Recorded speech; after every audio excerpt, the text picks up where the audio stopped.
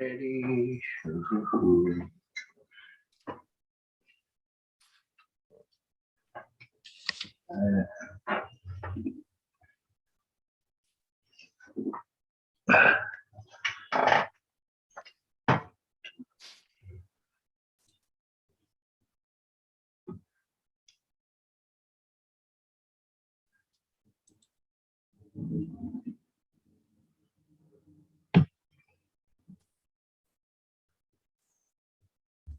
Commissioner Rojas, where's the comfy chair? That doesn't look like the comfy chair. In the other room. Okay. It's a very old chair, but I don't know, 50, 60 years old. Like an old shoe, wears good. Yeah, well, it's 50, man. That's still a kid yet. Still young.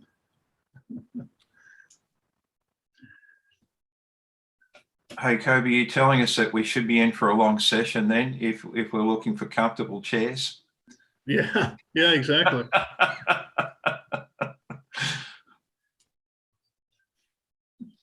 I think Joe promised us we'd be out of here by about 1 today from an email yesterday. It was in part a promise and in part encouragement. Yes.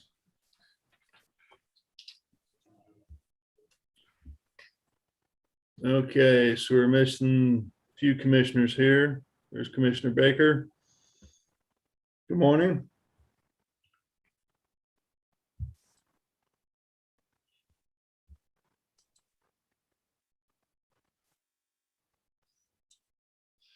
Commissioner Hill just joined us.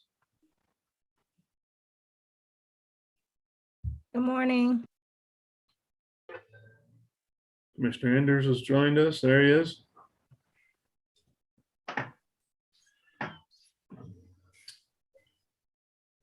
Looks like we're looking for Commissioner Beasley.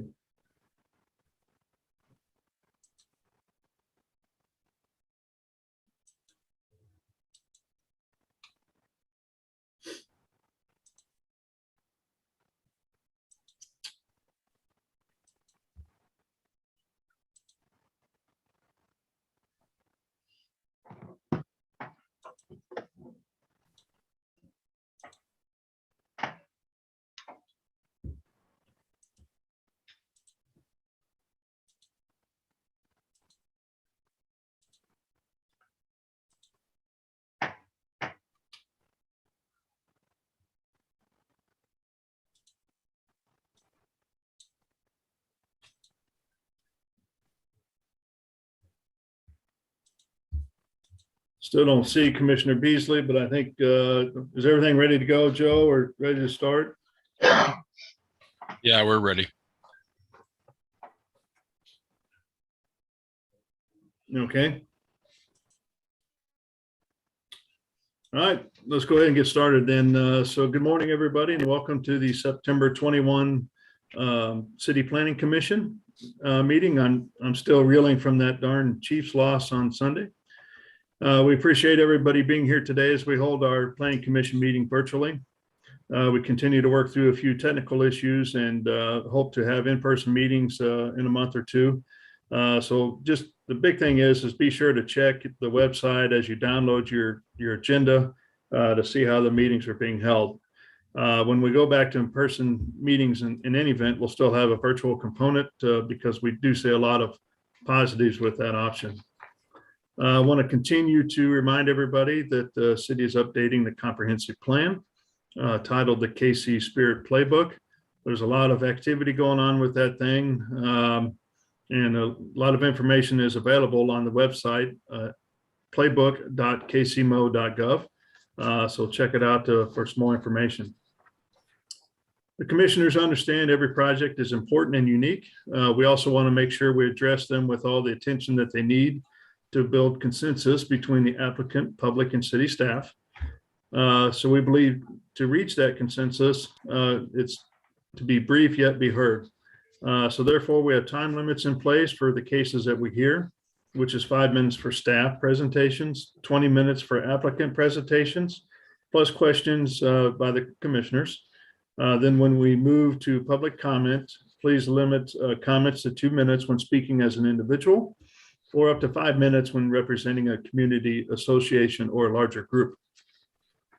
So as we get started, I ask staff to briefly provide some ground rules and instructions for all of us to ensure minimal disruption and maximum clarity. So Joe, do you mind reminding us of those ground rules, please? Yeah, thank you, Mr. Chairman.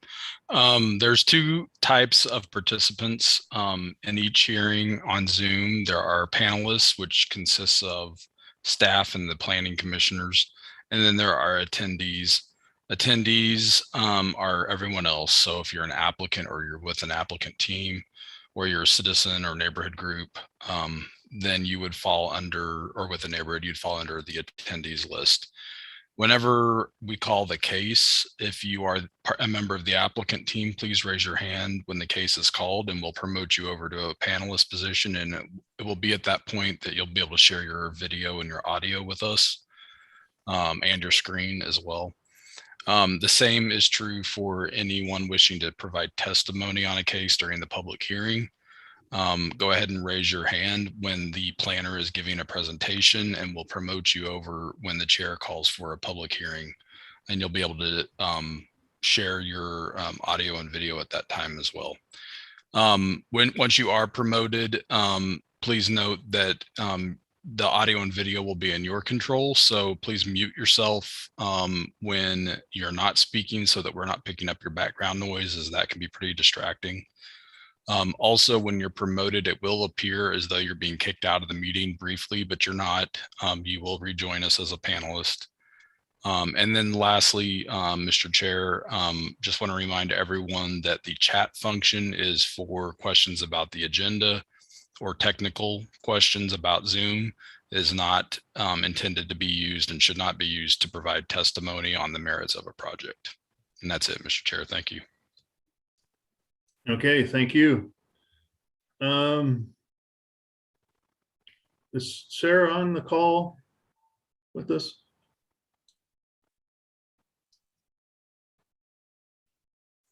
I don't think I see her. I know she's here and planned on joining, so she might.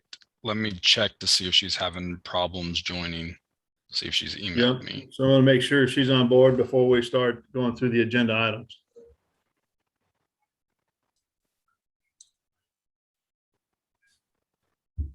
I don't have an email from her. I just spoke with her about 5 minutes before the meeting started, so I know she's aware of it and is here.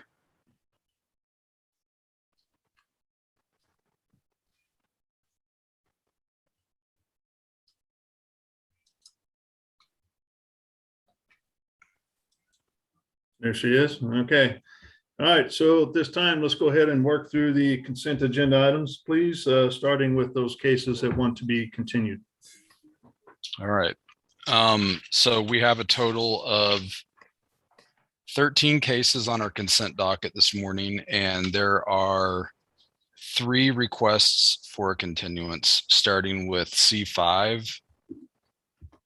Okay. Case number final plat 2021-00035. This is Summerbrook 10th plat located at 8901 Northeast 112th Street. The applicant is requesting continuance for 2 weeks, and staff recommends without fee. Docket item C9, case number final plat 2018-01196. This is for Pembroke Estates 7th plat, which is located at 92nd in North Bell Fountain. The applicant is requesting continuance to October 5th. Staff recommends without fee. And docket item C11, case number final plat 2021-00031, which is a final plat for the Village at Viewcrest located at Highway 152 and 169, or at the northeast corner of Highway 152 and 169. The applicant is requesting continuance of this to October 5th, and staff recommends no fee. With fee on that one? No fee. Okay. All right. So are there any questions from the commission on continuance of docket items C5, C9, and C11? Okay. Seeing none, let's go ahead and open it up for the public if there's any comments about continuing docket items C5, C9, or C11. And if so, please raise your hand and you'll be called upon. I've promoted Nick Heiser, Mr. Chair. Okay.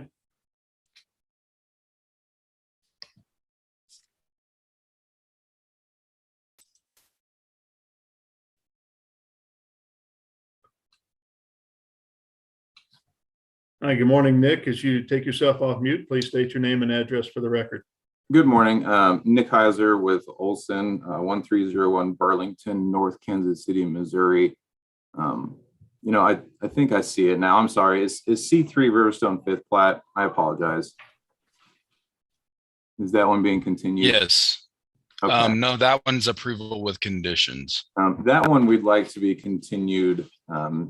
No, not Okay. CPC. Sorry, Riverstone 5th plat, the plat itself. Right. Oh, okay. Riverstone 5th C12. plat is C12. Yes. Yeah, that Okay. one You want we that would one? Okay. Continued 2 weeks without fee as well, so we can work on conditions with staff. Okay. Okay. That's all. I appreciate it. Thank you. Okay. You want to go ahead and open that one up, Joe, so we can continue it as well? Yeah, this one is docket item C12, case number final plat 2021-00039. The request to approve a final plat on 19 acres located on the east side of North Amity between Northwest Old Tiffany Springs Road to the north and Highway 152 to the south. And as you heard the applicant state, they request continuance to October 5th and staff recommends no fee. Okay. All right. Is there anybody else from the public that would like to speak on continuance of those 4 docket items? Mr. Chair, no one's raising their hand. Okay, we'll go ahead and close public testimony. If there's no further discussion by the commission, I'll take a motion, please, on those 4 cases. Chair Corral, move to continue docket items C5, C9, C11, and C12, all to October 5th without fee. Okay. Second. All right, so I've got a motion and a second to continue those 4 docket items. If I could, Lisa, you can take roll call, please, on that motion. Commissioner Allender, Aye. Baker, Aye. Beasley,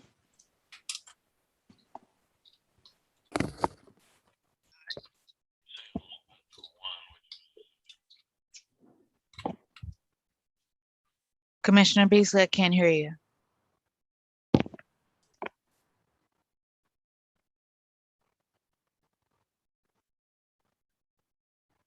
Aye. Okay, Okay, there gotcha. you are. Crowell, Aye. Anders, Aye. Hill, Aye. Rojas, Aye. and Sadowski. Aye. Okay, so it looks like the motion passes to continue those docket items C5, C9, C11, and 12 to October 5th. So go ahead and open the other cases and on the consent agenda item, please. All right, the remainder are all proposed to be approved. The first one is docket item C1, case number CPC 2021-00132. This is a request to approve a project plan on 27 acres for Cadence 3rd plat located between Northwest 108th on the north and Tiffany Springs Parkway on the south and Plat Purchase Drive on the west. Staff is recommending approval with conditions. Docket item C2, case number CPC 2021-00145. This is Northview Meadows 4th plat. It's a request to approve a project plan in that plat, which is located on the west side of North Brighton Avenue between 91st Street on the north and Northeast 88th on the south. Staff is recommending approval with conditions. The next one is docket item C3, case number CPC 2021-00147. This is a request to approve a project plan in the reserve at Riverstone 5th plat, which is located just north of Highway 152 between Amity on the west and Tipton on the east. Staff is recommending approval with conditions. Docket item C4, case number final plat 2021-00033. This is a request to approve a final plat for 1821 Mercer infill development, which is located at 1821 Mercer. Staff is recommending approval with conditions. Docket item C6 is case number final plat 2021-00042. This is a request to approve a final plat in District B2-4 to create one commercial lot on 5 acres at the southeast corner of I-435 and State Line Road. Staff is recommending approval with conditions.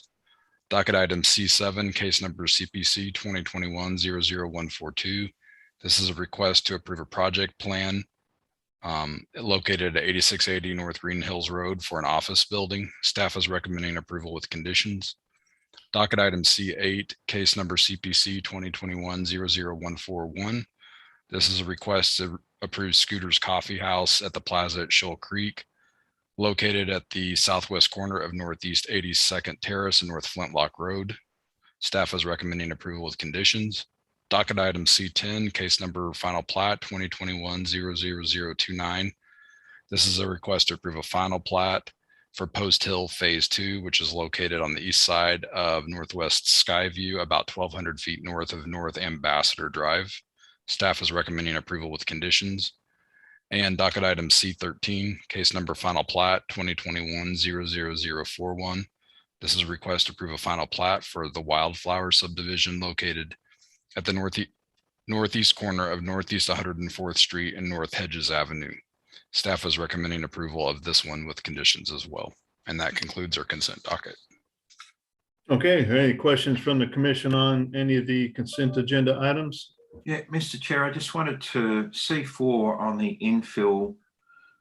There was some discussion around stormwater, I believe, on that case, and I just was wondering what the resolution was on, if I've got the right case in mind, on those infill projects. There was an issue with stormwater flowing down, or the property owner had to take care of it. Just was wondering what the resolution was on that from staff and the developer. Okay. Is that a question? I think, Stacy, is that something you can answer for us? Good morning, Mr. Chairman, members of committee. This is Stacy Lowe, Division Manager, Land Development. We are still working with the design team for that project. They are making efforts to get the stormwater resolved. We have told them, and they have agreed, that we will hold up the plat from being released for recording at the county office until that stormwater issue is resolved. They have made a submittal this week that we will be starting to review. So the process, it is in process, and we're making headway. Great, thank you. Thanks, Stacy. Okay. Any other questions on the consent agenda items? All right, seeing none, let's go ahead and open it up for public testimony. If there's anyone out there that would like to speak on docket items C1, 2, 3, 4, 6, 7, 8, 10, or 13, please raise your hand and you will be called upon.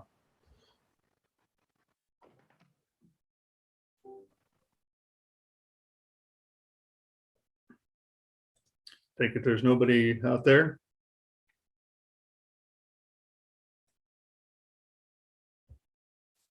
I don't see anybody in the chat feature that's raised their hand, so let's go ahead and close public testimony. If there's anything else to discuss, we can do that. Otherwise, I'll take a motion, please. Chair Crowley, move to approve docket items C1, C2, C3, C4, C6, C7, C8, C10, and C13 as noted in the docket. Okay. Second. All right, I've got a motion and a second for approval of those consent agenda items as listed. So Lisa, can you take roll call on that motion, please? Yes, Commissioner Allender, Aye.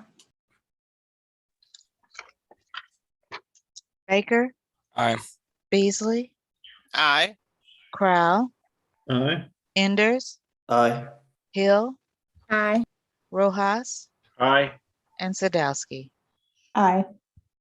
Okay, it looks like the motion passes then 8-0 for approval of those consent agenda items. All right, with that, let's go ahead and move to our regular docket items and the cases that are wanting to be continued to a future date.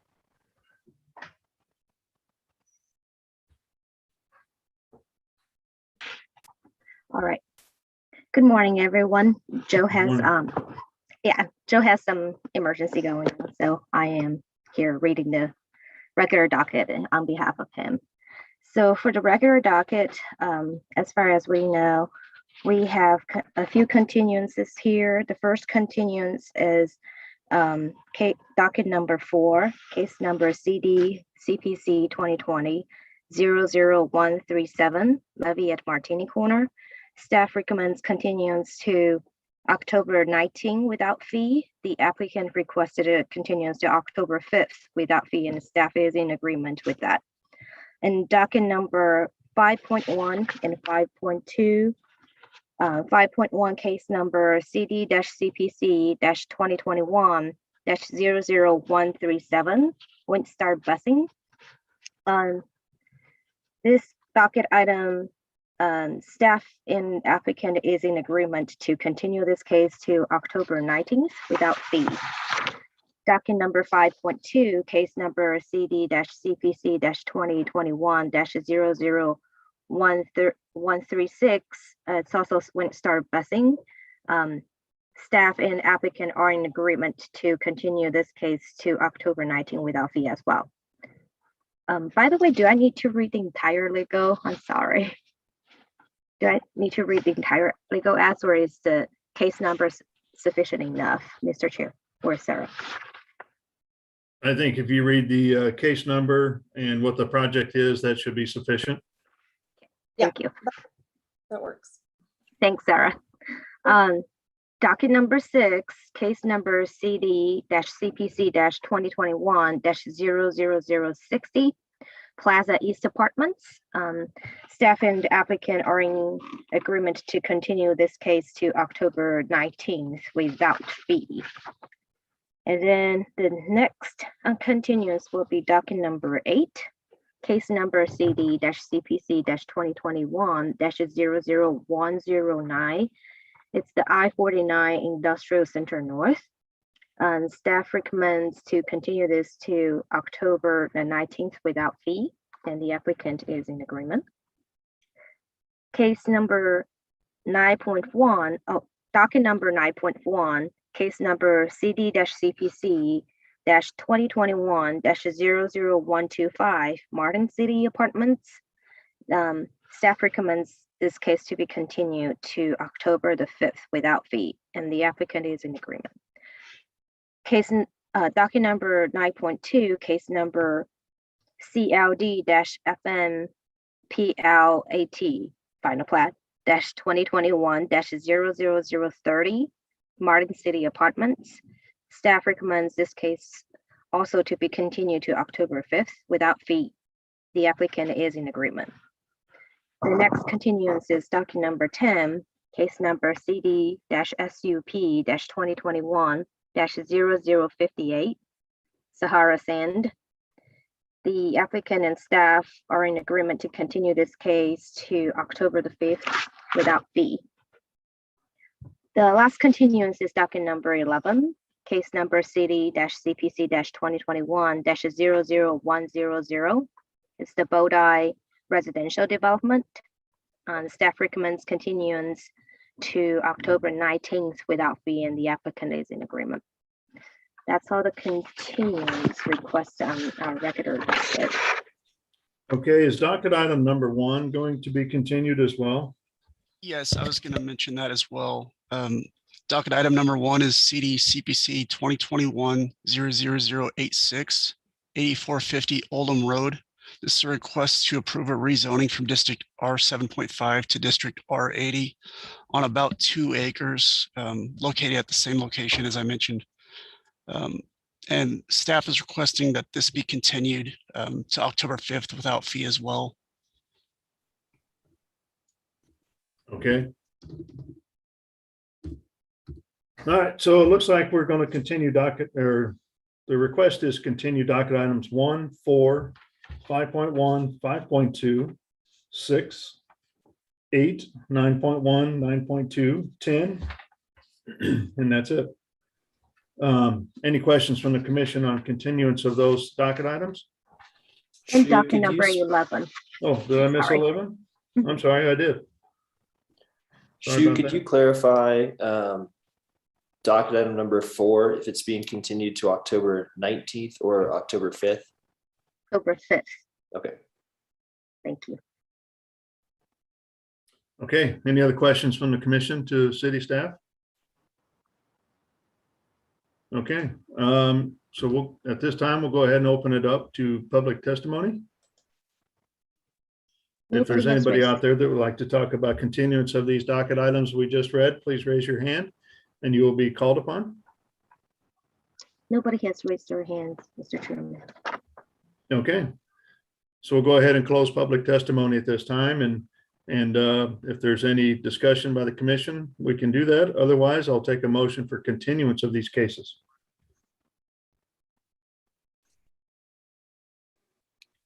Chair Crow, I move to continue docket items 1, 5.1 and 5.2, 6, 8, 9.1 and 9.2, 10 and 11 as stated in the docket, and docket item number 4 to October 5th without fee. Second. Okay. Okay, I've got a motion and a second for continuance of the cases as read in the motion. Lisa, can you take roll call, please? Commissioner Allender, Aye. Baker, Aye. Beasley, Aye. Crowell, Aye. Enders, Aye. Hill, Aye. Rojas, Aye. and Sadowski. Aye. Okay, it looks like the motion passes then for continuance of those docketed items. With that, it looks like we'll go back to docket item 2.1 and 2.2 and 2.3. Docket number 2.1, case number CD-CPC-2021-00120, Kingwood 2, a request to approve an area plan amendment to the Midtown Plaza area plan from residential medium density to residential high density on about 0.22 acres, generally located at 3933 Kingwood Avenue. Docket number 2.2, case number CD-CPC-2021-00118, Kingwood 2, a request to approve a rezoning without plan from R5 to R1.5 to allow for the development of 3 triplexes on about 0.22 acres, generally located at the same location. Docket number 2.3, case number CD-CPC-2021-00119, Kingwood 2, a request to approve a development plan to allow for the construction of 9 units, 3 triplexes, on about 0.22 acres at the same location. Anna Nanoski is the staff planner. Thank you, Shu. Bear with me while I share my screen.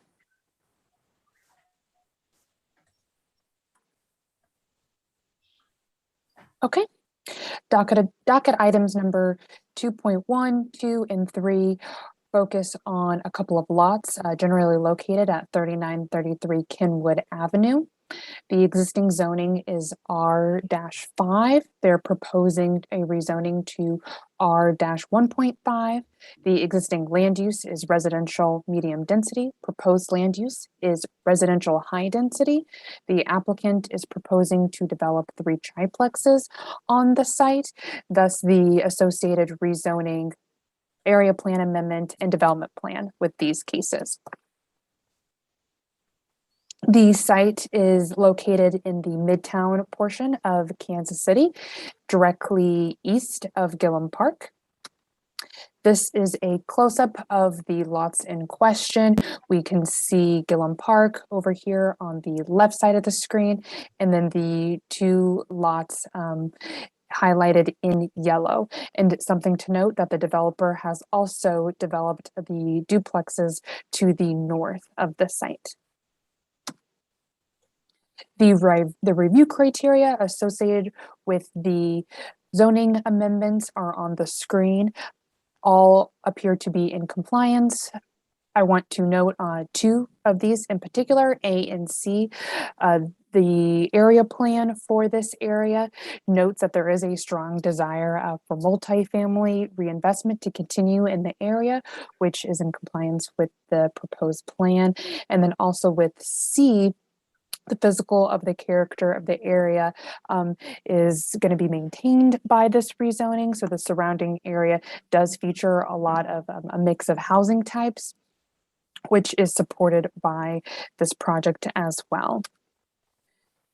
This is a zoomed in screenshot of the site plan that the developer created. You can see the triplexes here. They face Gillum Road and then, or Gillum Park, excuse me. And then the parking is accessed from the back with the alley. This is a screenshot of the elevations proposed by the developer. The building type specific standards associated with this type of development are all in compliance. And you can see that they also feature several balconies as well, which looks out onto the park, which I think is a nice feature. So staff recommends approval for CD CPC 2021-00118. This is associated with the rezoning. 119 is associated with the development plan. This is approval subject to conditions, and those conditions can be reviewed in the conditions report attached to the staff report. And then with 120, this is associated with the area plan amendment. City staff also recommends approval, and that concludes my presentation. Okay, thank you. Any questions from the commissioners to staff regarding this project?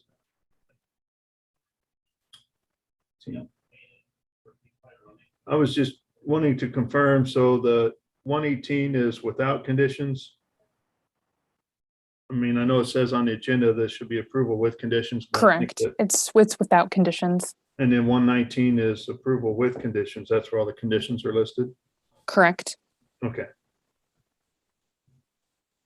Yeah, I think they were kind of maybe flip-flopped in the agenda. Yes. Okay. Any questions from the commission to city staff?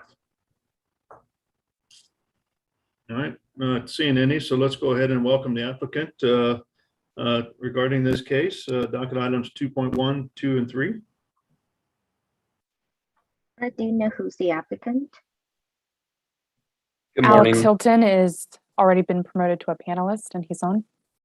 Okay, there you go. Okay. Good morning. Good morning.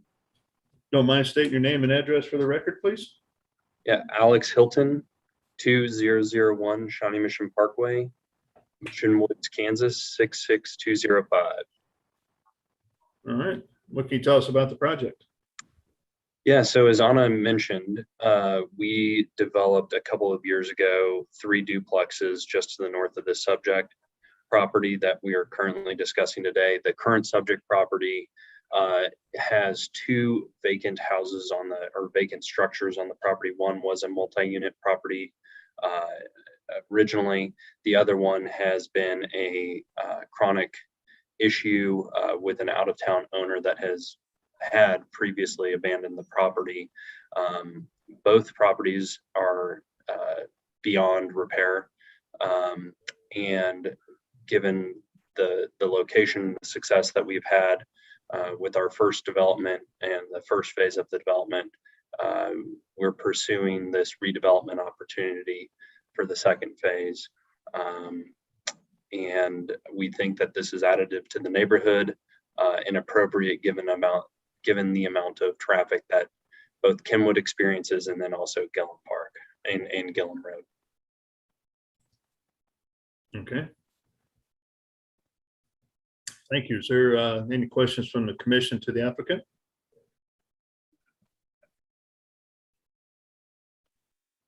Okay, seeing none. Let's go ahead and open it up for public testimony. If there's anybody from the public that would like to speak about docket items 2.1, 2.2, or 2.3, please raise your hand and you'll be called upon. Mr. Chairman, I am going to promote Angie Spligerber. Alan Hawquist and Donna Bowie. Okay.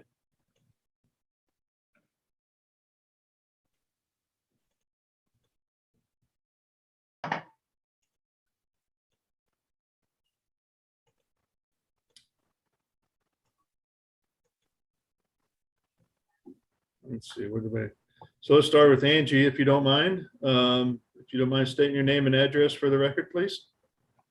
My name is Angela Splitgerber, 3341 Campbell, Kansas City, Missouri, 64109. And actually, Mr. Chair, I'm going to defer to Alan Hallquist for now. I may not need to make comments. Okay.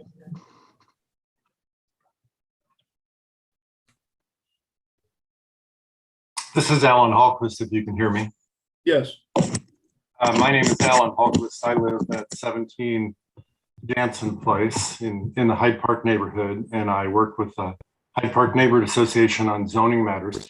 I received a notice of this from Mr. Hilton and communicated with him via email. We received a notice of a community meeting on September 6th, which was Labor Day. And I advised him that the neighborhood association would like to consider this. We have concerns about it being more dense in a 3-story building instead of a 2-story building like the other buildings in the block.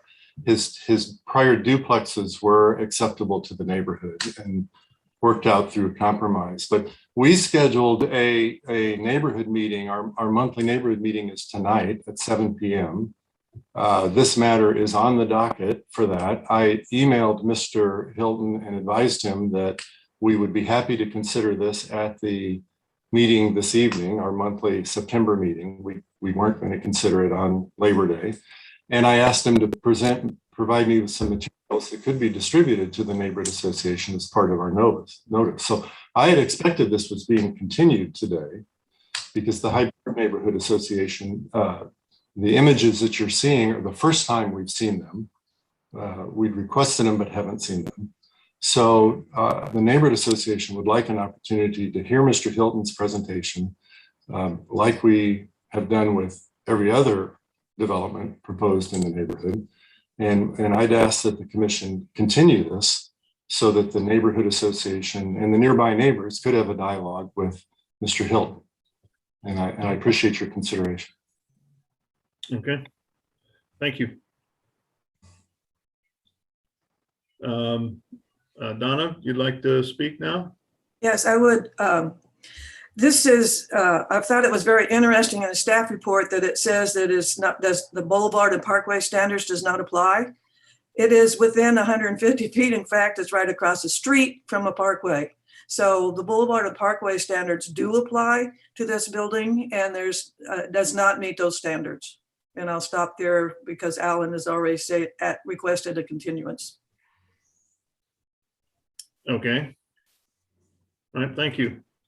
So going back to Angie, are you wanting to add anything? No, Mr. Chair, I would just echo what Alan and Donna said. Okay, thank you. Shu, is there anybody else from the public that would like to speak regarding docket items 2.1, 2.2, or 2.3? Mr. Chairman, I see no one else. Okay.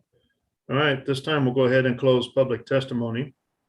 And we'll bring it back to you, Mr. Hilton, regarding some of the comments and concerns that the neighborhood has, so that you can address those, please. Yeah, I'm happy to present to the Hyde Park Neighborhood Association. I value their input and their stewardship of the neighborhood, both North Central and South Hyde Park. I have been a resident of the Hyde Park, well, South Hyde Park, for about 6 years. I no longer am, but I clearly am a stakeholder in the neighborhood as well. You know, we followed the measures outlined by the city to attempt to contact the Hyde Park Neighborhood Association. We looked at the city's website for how the neighborhood association registers their officers, and also the Hyde Park Neighborhood Association's own website. And we found that we were contacting people that were no longer on the board or were formerly on the board. And Mr. Halquist and I did have a conversation, and I'm happy to present tonight I would hope that that would not mean that a continuance is needed, given that we have followed the appropriate channels and means by which we were required to be in touch with the neighborhood and the neighbors. Most importantly, you will also find that on September 6th, we held a neighborhood meeting. We had six neighbors that were within 300 feet of the property show up to the meeting. They were all generally supportive of the plan and view this to be a considerable improvement over what exists on the site. You know, kind of looking a little bit at the project itself, I believe there is precedent on the 3900 block of Kenwood, the 4000 block of Kenwood, and the 4100 block of Kenwood for this type of density and building height. And if you look at the 3900 block of homes, I believe there's also precedent for this type of density and building height. So I am more than happy to continue dialogue with the neighborhood association and any neighbors that want to understand what's going on in their neighborhood. But I think given the amount of precedent that exists within just a couple of blocks of this project and on this block, I would be disappointed if this was continued or delayed any further. So the houses next door to where this is going to be built, what's the height elevation difference between There's them? a duplex on the north end of the 3900 block on the other side of the duplexes we developed in phase 1. And that's a 3-story building. And then on the 4000 block and on the 4100 block, there are 3-story colonnade type structures that exist in a very traditional 1920s type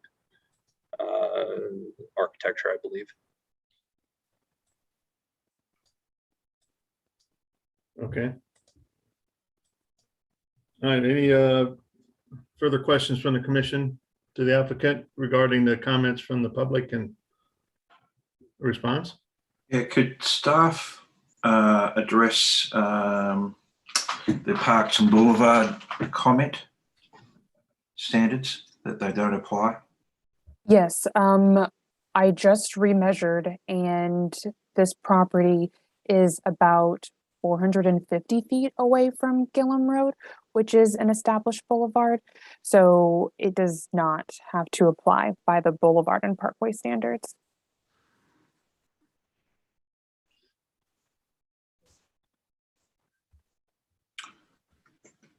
And to the developer, I've got a question. If it was continued, what would be the impact on the project?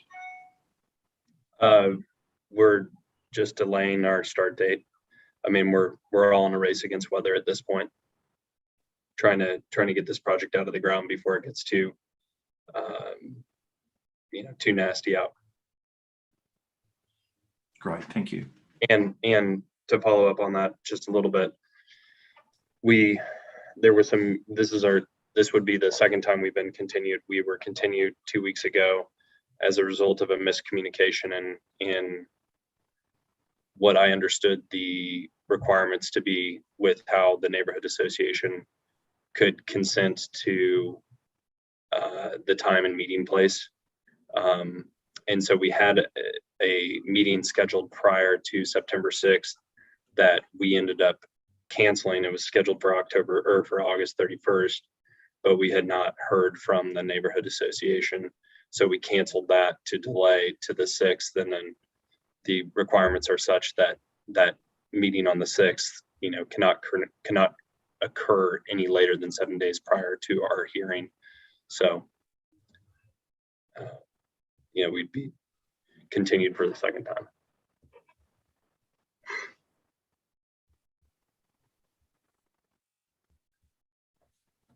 I have an unrelated question, Alex. Are these rentals or are they condos? For rent. Okay.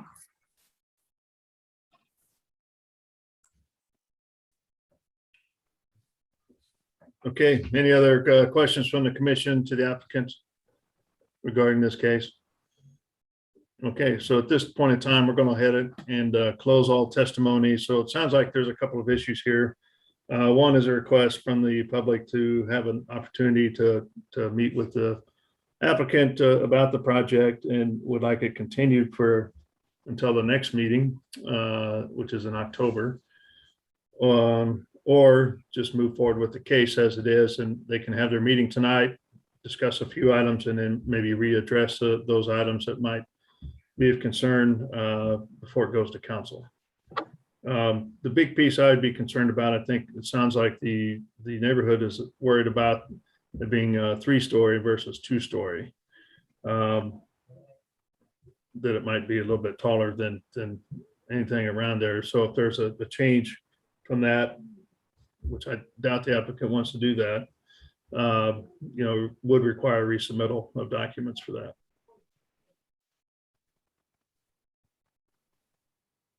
So I'm just trying to gauge the thoughts from the commission here on where we're at with this case, and if you think it fits, the requirements of that area and the neighborhood, then.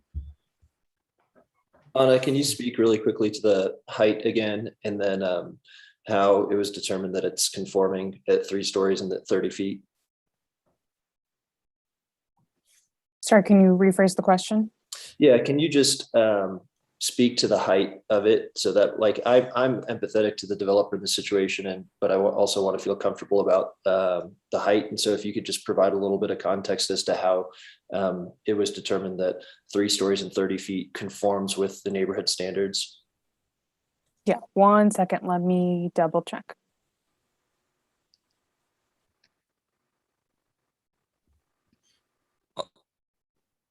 I'll just comment. I'm supportive of this project. I think it fits.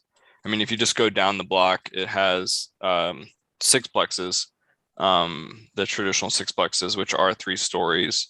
I think I know I've looked at the numbers for these type of projects, and it's very difficult to make work. And so arguably you probably need the 3rd story to make it financially viable.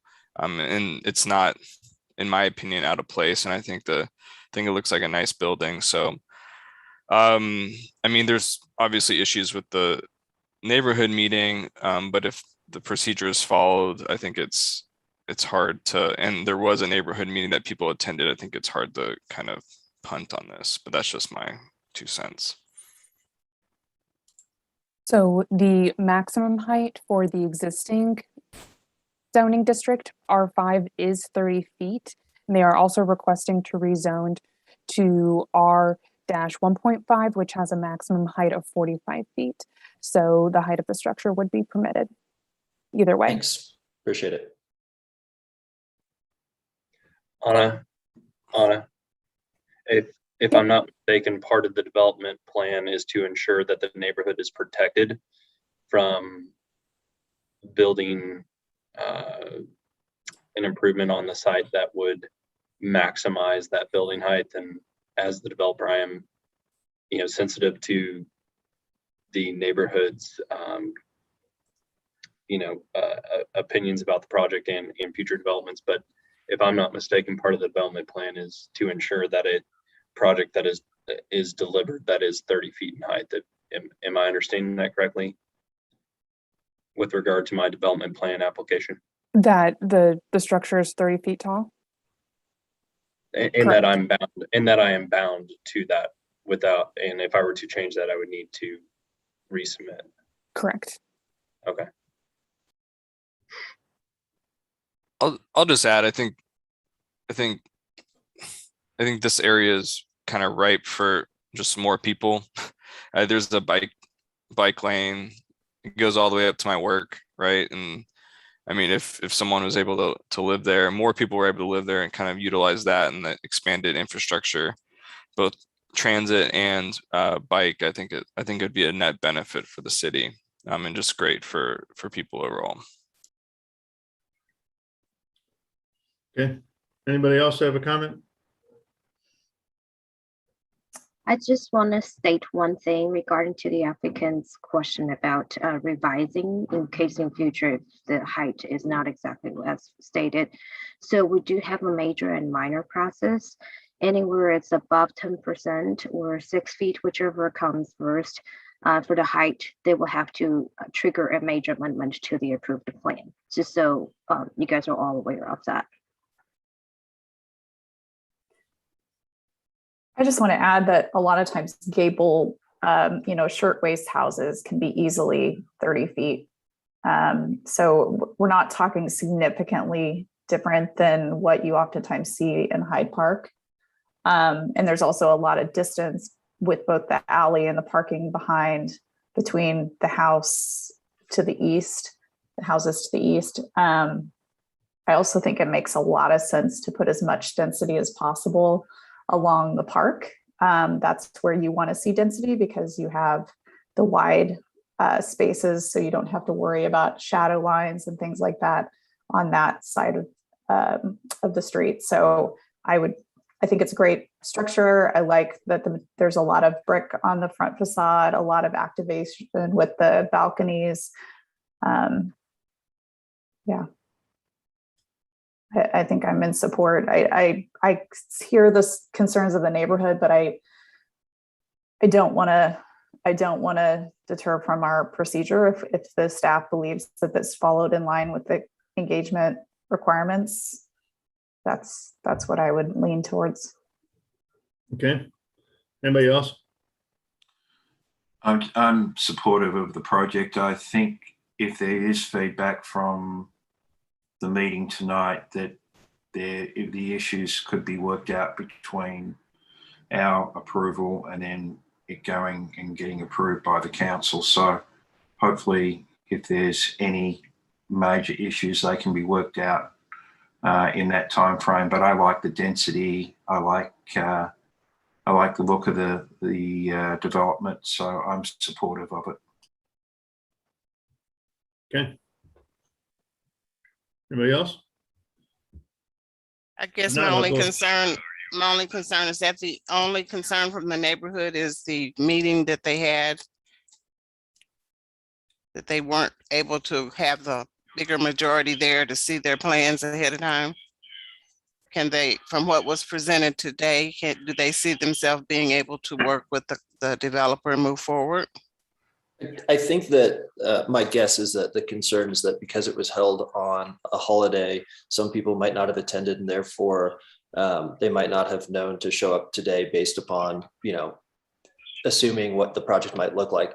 I would agree, though, that I think there has been opportunity for people to take a look at it. And I think that it could be looked at both ways, that sometimes it's nice to schedule things on days where people have the time away from work because some people can't. So it's just a tough, I understand that perspective.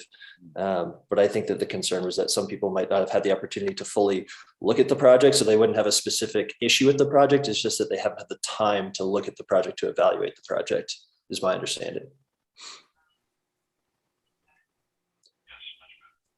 Okay. All right, so I think we're at a point ready for a motion, please. I'll move to, one second. I'm trying to get the right. I'll move to approve docket items 2.1 without conditions, 2.2 with conditions, and 2.3 for approval. Okay, and just on the agenda, the 2.2 is without conditions. Okay. And 2.3 Yeah, is with sorry. the conditions. Yeah. 2.2. So 2.1 is without conditions. Correct. And then 2.2 is without conditions. And That's then correct. 2.3 is with conditions. Correct. Okay. Okay. So I've got a motion. Second. So I've got a motion and a second for approval of docket items 2.1, 2.2, and 2.3 with the conditions stated in 2.3. Lisa, can you take roll call, please, on that motion? Commissioner Allender, Aye. Baker, Aye. Beasley, No. Crowell, Aye. Enders, Aye. Hill, Aye. Rojas, Nay. and Sadowski. Aye. Okay, so it looks like the motion passes 6-2 for approval of docket items 2.1, 2.2, and 2.3. We appreciate you bringing the case in and still hope that you go to the meeting tonight and talk through some of the issues and kind of go from there. Thank you. Yep. All right, so with that, let's go ahead and move to docket item 3.1 and 3.2. Docket number 3.1, case number CD-SUP-2021-00043, Thomas Sharkey STRs. A request to approve a special use permit for a short-term rental on about 0.13 acres generally located at 3929 Walnut Street. Docket number 3.2, case number CD-SUP-2021-00044, Sharkey STRs. A request to approve a special use permit for short-term rental at the same location. Jared Clements is the staff planner. Good morning, commissioners. Please bear with me while I share my screen. All right, can you all see that? Yep. So before us, we have docket items 3.1 and 3.2. These are two short-term rental special use permits for Thomas Sharkey at both located at 3929 Walnut Street. This is a duplex. The SUP is required because the applicant was not able to obtain consent from at least 55% of adjacent property owners. That's a typo on my part. They did hold a public engagement meeting on September 13th, 2021. This is the site location. It is within the boundaries of the Midtown Plaza area plan. More specifically, it's on Walnut Street between East 39th Street and East 40th Street. To the north and west are parking lots that support Main Street uses, including the Warwick Theater. Key points of the case, it's two non-owner occupied short-term rental SUPs in a duplex. Staff has not received any letters in support or in favor of the request. There are conditions associated with these SUP STRs. They are that the applicant must renew the SUP every 3 years and that they must keep the registration up to date. This is the special use permit review criteria. Staff has determined that this application meets all applicable review criteria for a special use permit. Staff recommends approval with conditions. This concludes my presentation. So Jared, you said that you hadn't received any letters in support or in favor. How about? Oh, no, excuse me, or in opposition. That's my mistake. Okay, just checking. Yeah. Okay, any questions from the commission to staff regarding this short-term rental on these two properties? I guess it's the same property, sorry. Okay, seeing none, excuse me. Let's go ahead and welcome the applicant to the case. Is the applicant available? Should be.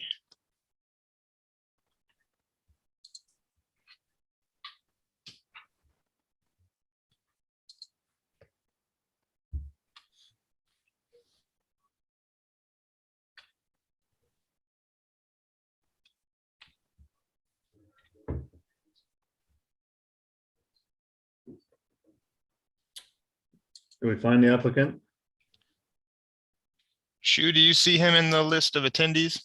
I have not seen Mr. Sharkey. I know that he knew about the meeting. I wonder if he's having technical difficulties.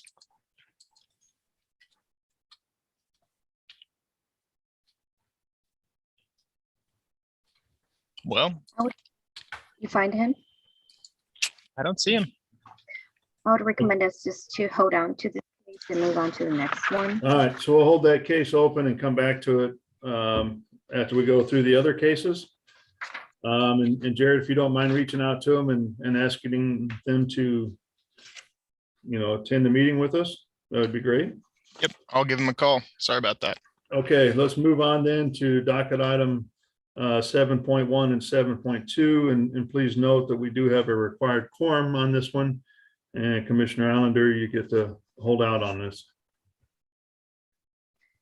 Docket number 7.1, case number CD-CPC-2019-0055, 45th and Troost mixed use.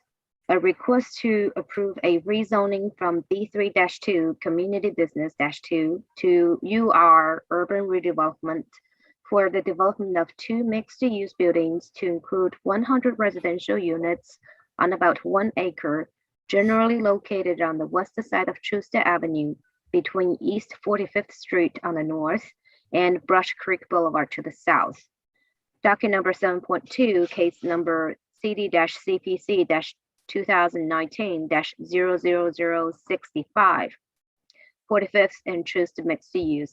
A request to approve a blight study and general development plan for a PIEA request on about 1 acre, generally located at the same location. Ola Pabaji, staff planner. Can you hear me, Mr. Chair? Yes, sir. Good morning, Ola Pabaji, City Planning. I may have to stop share so I can share my video before I share my screen. So sorry about that. Do you mind just kind of, Olafu, can you just give us a brief update on this project and what's going on here, please? Very brief. Okay. While I'm doing that, sure, if you can promote Patrick Sterrett, Scott Bilkey, I think, or Mr. James, David McCoubry, one of those should be able to help you. Let me go to I have a quick slide with the background of this case. This case was first applied for back in April of 2019. And we had gone back and forth. And I think the last time it was on CPC was March 16, 2021, which is when I took over the case with Jamie's departure. And at that point, we had 3, what Jamie gave me with the 3 outstanding issues with the neighborhood, which was 1, the restriction of liquor sales and the overall height of the building being 60 feet at that time. And then the width or the span of the building, which was restricted by the tourist overlay to about 150 feet wide. We heard this case last on August 17th, where the CPC and both staff asked for the west building elevations to be provided and also update their parking calculation, which is also still a correction, number 5 in my condition. And then they also held a public engagement following the submission of the revised elevation. And I will let the applicant address those with his presentation. So since that, this is the west building elevation that's been submitted.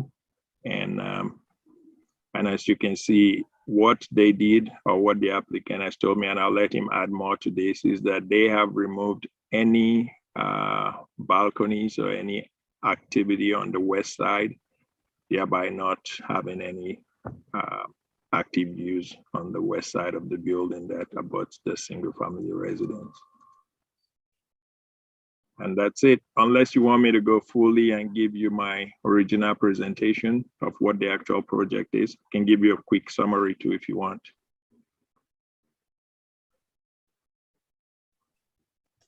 I believe that's up to the commission, but I'm not sure if we really need a full summary of the case. I think everybody understands where we are with that and what was requested from the last meeting. But are there any questions for follow-up for staff regarding docket item 7.1 and 7.2?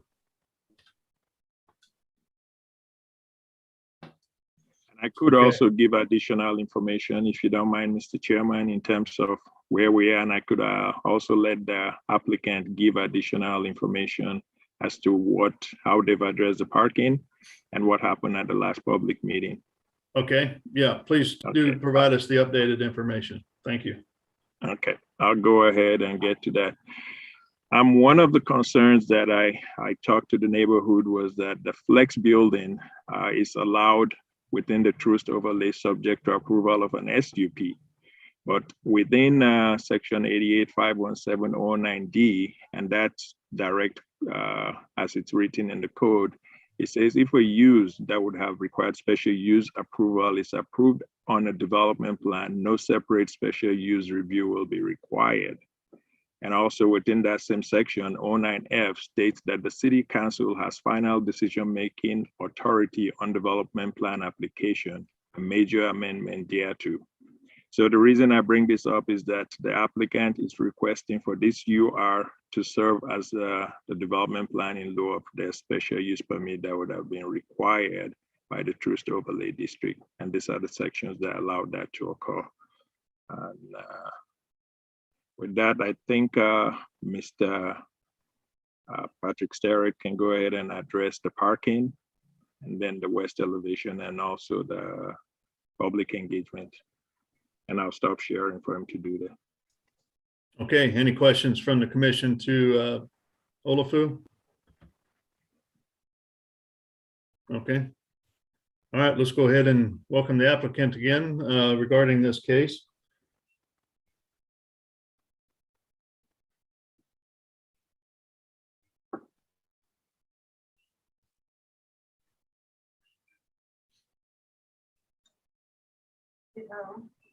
I'm sorry about that. Thank you, Mr. Chairman, members of the commission. My name is Patrick Sterrett of Sterrett Urban LLC here on behalf of the applicant. And as Olafu mentioned, we did provide the west elevation that you saw. We also wanted to address parking.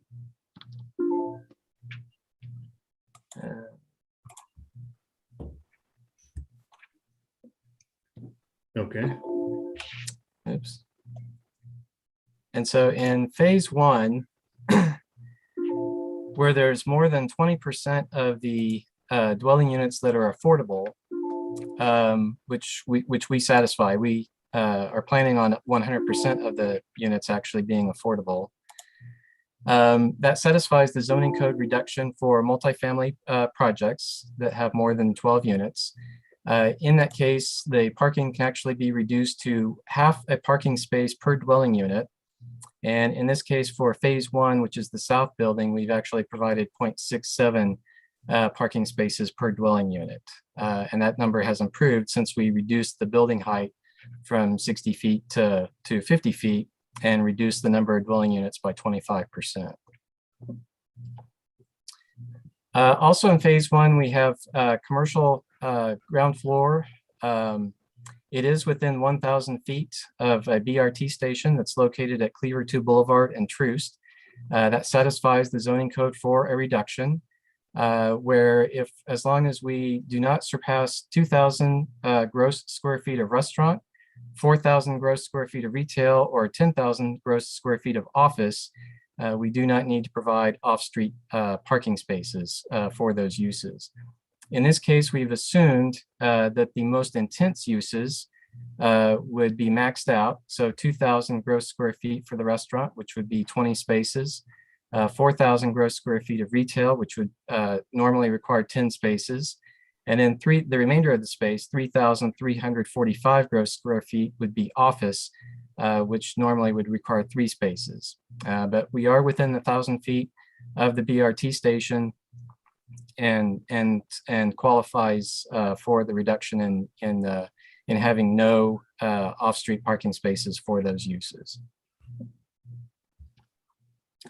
In phase two, the multifamily is the same as in phase one. More than 20% of the units are affordable, which satisfies the zoning code reduction for multifamily. It can be reduced to half a parking space per dwelling unit, and we are providing 0.69 parking spaces per dwelling unit at this location. This is especially important for us because otherwise providing any kind of structured parking, as we looked at when we first started designing schematics for this property, the parking garage was coming in at about $35,000 to $40,000 per parking stall, and that was simply the project could not be feasible with with a parking garage as a part of the development scheme. The commercial space on the ground floor, that property is located about 1,010 feet or so from the bus rapid transit station at Cleaver 2 and Troost. There is 9,456 gross square feet of commercial on the ground floor. And again, I'm making the same kind of assumptions on the ground floor with restaurant and retail and office space. That would come to a total of approximately 33 spaces. We are asking, since we are just outside that 1,000 feet, that there would be a waiver of either the 1,000 feet requirement from the BRT station or of the spaces that would be required of 33 spaces.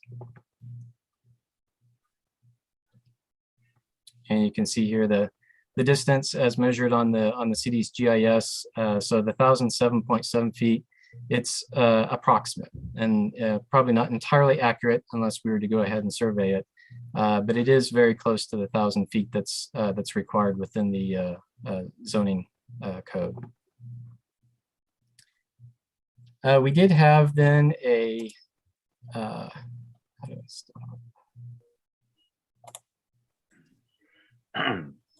we then did have a public meeting on September 9th where we presented the west elevation and discussed the project. There didn't seem to be any concerns expressed about the west elevation, just a few questions, just clarifying materials and no balconies and so forth. We did talk about the property owners to the west wanting to restrict the ground floor to only residential, which as we expressed to them and to one of the neighboring property owners later, we just could not commit to at this point. We might too in the future if market conditions would prohibit us from doing commercial, but right now we intend on moving forward. Want to move forward with a mixed-use project on both phases, multifamily for floors 2 through 4 and commercial on the ground floor. This was a new request from the property owners, and through which we've been talking to off and on for the past 2 years. And this was something that was brought to our attention as a new request here earlier this month. We do enjoy good support within the public, within the community. With Commissioner Scott Burnett, who supports the project, and the Troost Alliance. We also have support from Reverend Stan Archie and his church across the street, as well as other business owners and residents up and down Troost. We believe that we, with those waivers and with what Olafu has expressed, that we are in compliance with the Troost Overlay District, at least if not technically 100%, certainly at least with the intent of the Overlay District. I'd be more than happy to answer any questions that you may have. Okay, any questions from the commission to the applicant regarding this project and resubmittal?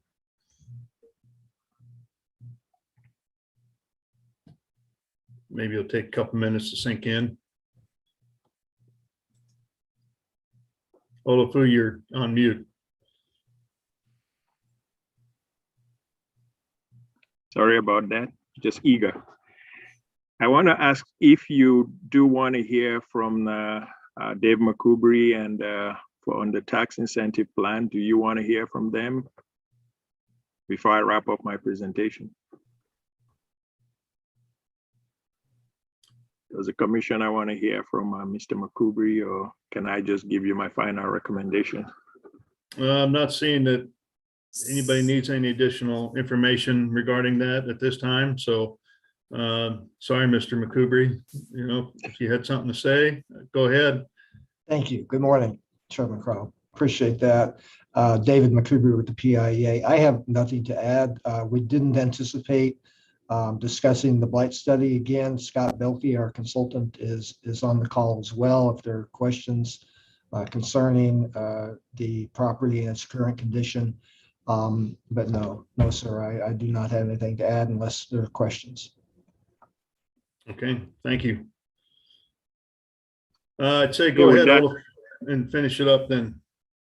All right, with that, staff would like to add an additional corrections to the plan to be put on the face, and we want that to read that the plan be revised to add a language on the face of the plan stating that the UR plan will abide by the Trust Overlay District. This was one of the negotiations with the neighborhood, and they did agree to it, but upon further research, we found out that it's not on the face of the plan. So we would like to have this added to the face of the plan. And with that, staff's recommendation of the first case, which is CPC 2019-00065, is for approval without condition, and of the findings of light also. And case number CPC 2019-00055, subject to the 34 conditions. And with that, I will take any questions. Okay. Olaf, do you have handy just the list of the waivers that are being requested on this? The only waiver, and I wanted Scott to be able to articulate those in the parking to show what those are so that I can have it on the face of a plan when we move forward with it. So he should be able to revise the plan, which is condition number 5, to show me of the parking that's required and what they show on the plan and what the difference is. So I do want to have that revised and resubmitted to me. So Patrick can go ahead and tell us what those numbers are specifically, because it was not clear in his plan how many and what they were requesting. So I think the waiver is basically for 33 spaces on phase 2. That's correct. Okay. Okay, that's good. You need to show that, and then we need to update that and make sure the council is aware that they're asking for 33 spaces waiver on phase 2. Okay. All right. Any questions then from the commission to the applicant or city at this time before we open it up to public testimony? Okay. Mr. Shu, let's Chairman. go ahead. Yes. Mr. Chairman, I'm going to promote Shannon Gonsolin, Levon Meyer, Winifred. Okay. Yeah, so we'll go ahead and open it up for public testimony. And so trying to take them in order which you announced there. I'm not seeing which ones are which, so.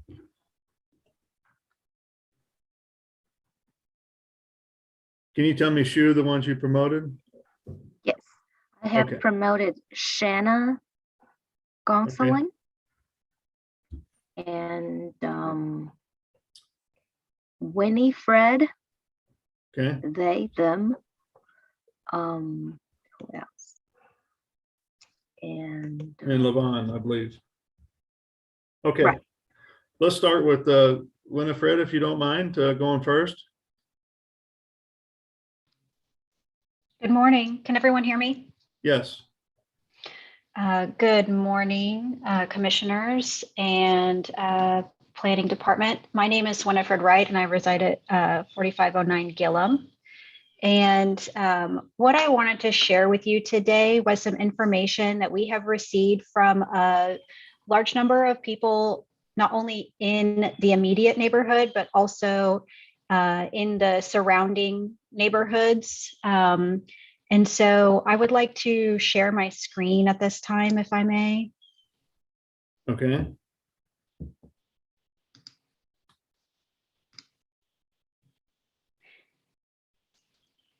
Can you all see my screen? Yes. Okay. So this is a spreadsheet that I downloaded from Action Network, which is the service that we use to collect comment and opinion from people who could not provide testimony at these hearings. And so I would like to just read a few of these just so that you have an understanding of what people are feeling and thinking about this project. And then after I do that, I'll quickly go through a few metrics on the different types of people who have signed this, what is called a petition. I realize that word is not Okay. technically the same as what you all consider that, but Yeah, please be brief. Yep. So from Brad Crow, who lives in the immediate vicinity, he says, as a resident of 4501 Gillum Road, directly adjacent to the proposed development, I am strongly opposed to this project. I've resided in this neighborhood for nearly 8 years and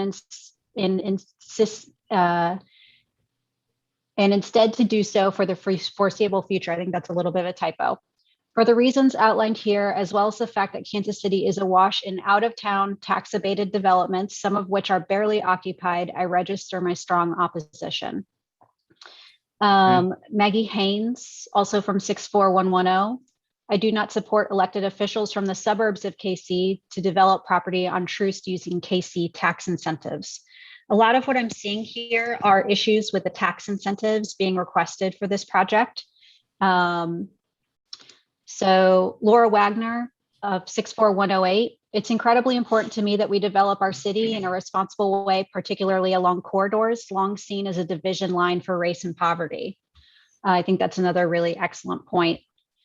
Jean McConnell of Overland Park, you could tell that even people in Farasati's district have heard about this project and oppose it. Troost absolutely needs revitalization. We agree as well. However, it needs to be done properly and with respect to the neighborhood and the community already in place. This plan is neither.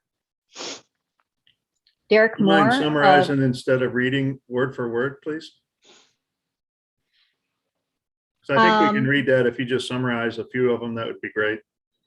Yeah, so I guess what I've done is I've summarized. I think a lot of people are upset about the tax incentives. A lot of people are upset with the character of the building being presented and the fact that although I realize that the developer is requesting rezoning to UR, that if we're looking at the Troost overlay and the Cleaver 2 plan, that it's not within the 3-story residential character that was originally laid out for this part of town. And so I think a lot of people feel that is a disrespect.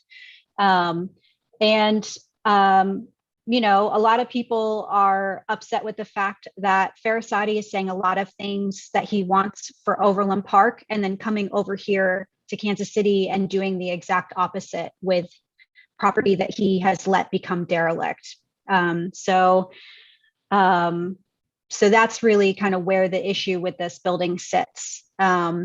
I realize that rezoning to UR is important for this project to move forward in order to be financially viable. And also as a correction to Patrick Sterrett's comment about the fact that we've just recently requested phase 2 to be completely residential, that's incorrect. We've been requesting that for a long time and you just haven't been listening to it. So I want to correct that. And we have over 1,000 signatures on this report. What I did was I took a download just of people in the immediate area, and that sums to over 924 people. But we've had folks who are currently living out of state who had prior lived in Hyde Park, who heard about this as well and decided that they felt it important to sign this petition. So it's not just a few people who are against this project. It's a large number of people who are against this project in the way that it currently sits. So you wanted to put that out there. We're not NIMBYs. We have genuine concerns that we've been trying to address for a very long time, and it's just not being heard. That's all I have to say. All right, thank you very much. Can I just interject really quick, because I know we have a lot of people that are going to talk today. It's really important on the Planning Commission side that we hear specific requests about what you don't like about the building as it relates to the density, the height, the materials, any of those things, how it relates to the street, how it relates to the neighbors. That's going to be the biggest thing we're going to listen to. So incentives is not part of our conversation. Just the more specific you can be, the more we can respond to it. So just want to say that before we go much further. I absolutely agree with that, Ashley. Thank you for that. And we've been trying to share those specific things. And I mean, I even provided written testimony and it hasn't been updated on Compass KC, or I don't even know if it's been shared with the planning department or the commission. So the information that we're trying to get through has been falling on deaf ears. I had very specific concerns in that documentation, and I'd be happy to send it to you again, but it's like, to me, it's like, what's the point? Because I don't even know if anybody's getting it. I've never received a confirmation, so. Okay, thank you. Let's move on here to Levon, please. Good morning. Can you hear me? Yes. My name is Levon Meyer, and I live at 4535 Gillum Road. And I'm also a board member of the Hyde Park Neighborhood Association. And I would like to thank the commissioners for the opportunity to speak on the record today. I wanted to speak to some concerns that my neighbors and I share about the disconnect between Ferris Farasati's approach to the proposed KC Outlook development versus the approach he has undertaken during his tenure as an Overland Park City Council representative. At least half a dozen news articles in the Kansas City Star, the Kansas City Business Journal, the Pitch, and the Shawnee Mission Post over the past 18 months have documented his strident opposition to TIF financing and other development incentives for real estate projects. And this opposition has been a centerpiece of his political identity, including during his recent mayoral campaign. He recently went on record boasting about voting against a proposed apartment complex development in Overland Park and characterized his defeat as a victory for his constituents. But when it comes to his own project, he is, and I know Ms. Sadowski just mentioned that the concept of TIF financing, how you don't want that to be the focus, but it is certainly something that is top of mind for our concerns. He's seeking a 25-year tax abatement from Kansas City taxpayers, and he's trying to do exactly the type of project he would never allow in his own community, and he's asking us to foot the bill. And he's not, as Winifred mentioned earlier, he's not taking into account our concerns. He's not even participating in these meetings. He's sending other folks in his stead. And this disconnect is his penchant for transparency and communicating with the public only when it suits him. And as a city council representative, he promoted public comment periods at city council meetings. He's urged open mic time for attendees, but he's refused to meet with our block since the required public engagement meeting in July of 2020.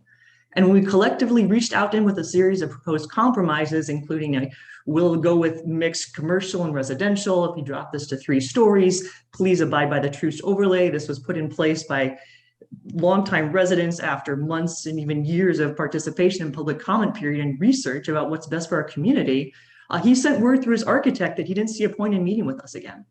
And when another public engagement meeting was suggested after the most recent CPC hearing for this project, he again refused to meet with us and directed all this communication through Patrick Sterrett. And when we told Mr. Sterrett, hey, we would like another discussion with him, could he show up to one of these Zoom meetings? We were told he's too busy.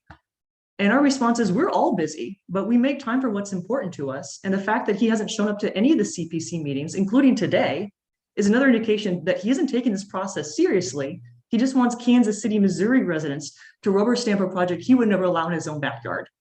So I ask that the CPC take to heart the well-founded concerns of us as homeowners, taxpayers, long-term board members of local organizations, from the Truce Coalition to the Hyde Park Neighborhood Association. We have a vested interest in what's best for our community because we chose to live here.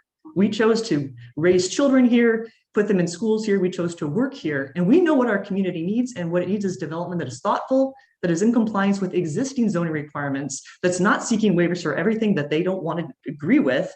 And what we need is an asset to our community, not a vanity project that wouldn't be approved elsewhere. Thank you. Okay, thank you. Shanna?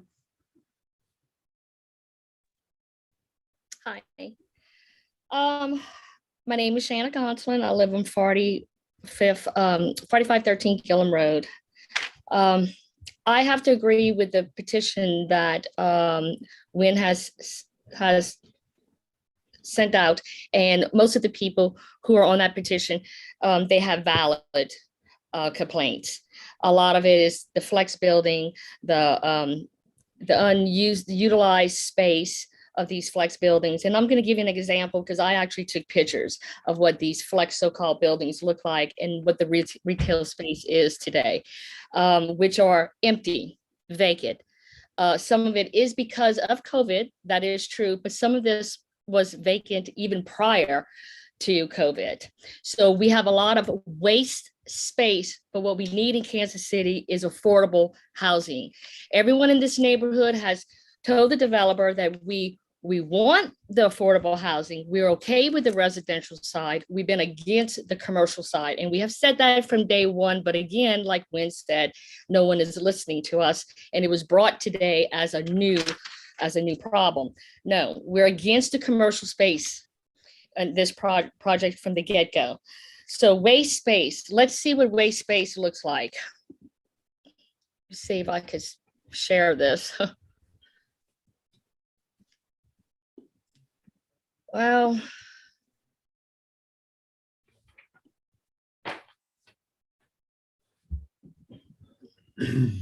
I thought I had this already up, but I guess I don't. The example that I was going to give you was Union Hill. The bottom floor of Union Hill and the second building of Union Hill is completely vacant, except for one wine bar and one gymnasium. There's about 3 or 4 vacant commercial spots that are completely empty. And when you look inside of them, all it is the facility's extra furniture. Now, this vacant space that's not being utilized could have been housing for Kansas City people. So why are we continuing to build these commercial retails? We do have a lot of them, by the way, which if I could have shared my picture, we have lots of commercial space that's available, that's vacant, that can be redeveloped all along Truce. And some of these even have occupancies above them. Why are we not utilizing this? So my concern is the flex building, which I oppose. I don't think that there's a need of the commercial side of this. There is a need of the residential. I'm all for affordable housing, even though Patrick cannot guarantee us that it's going to be affordable housing. And I'm against the tax abatement. I'm tired of us taxpayers having to pay for these projects that is not even welcomed in the neighborhood. As you can see, 2 people approved the project, but there's 1,000 signatures that are against it.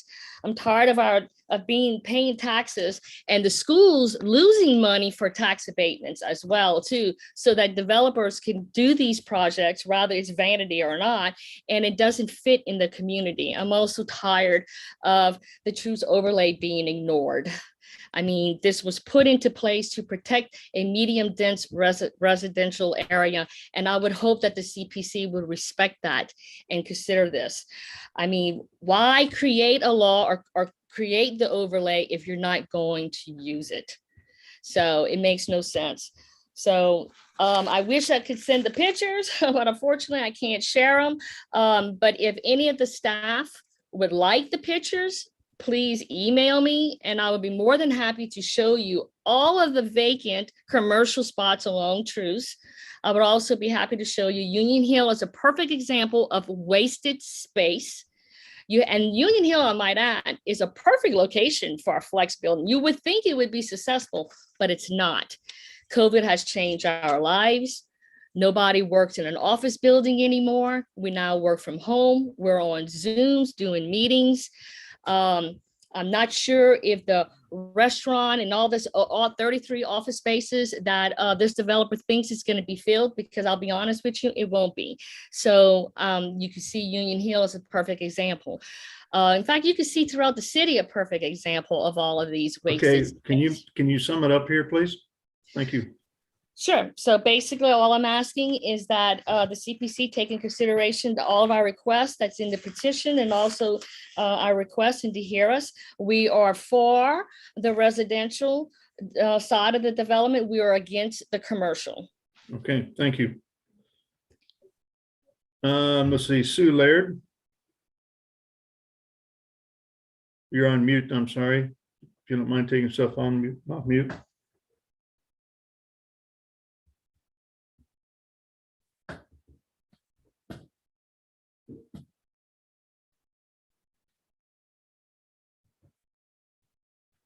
She disappeared.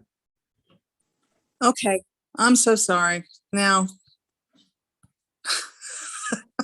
I'm so sorry. I'm so sorry. Okay, am I here now? Yes. All right, so thank you for this opportunity. Sue Laird, 4533 Gillum Road. Aside from basically saying everything else that everybody else has said.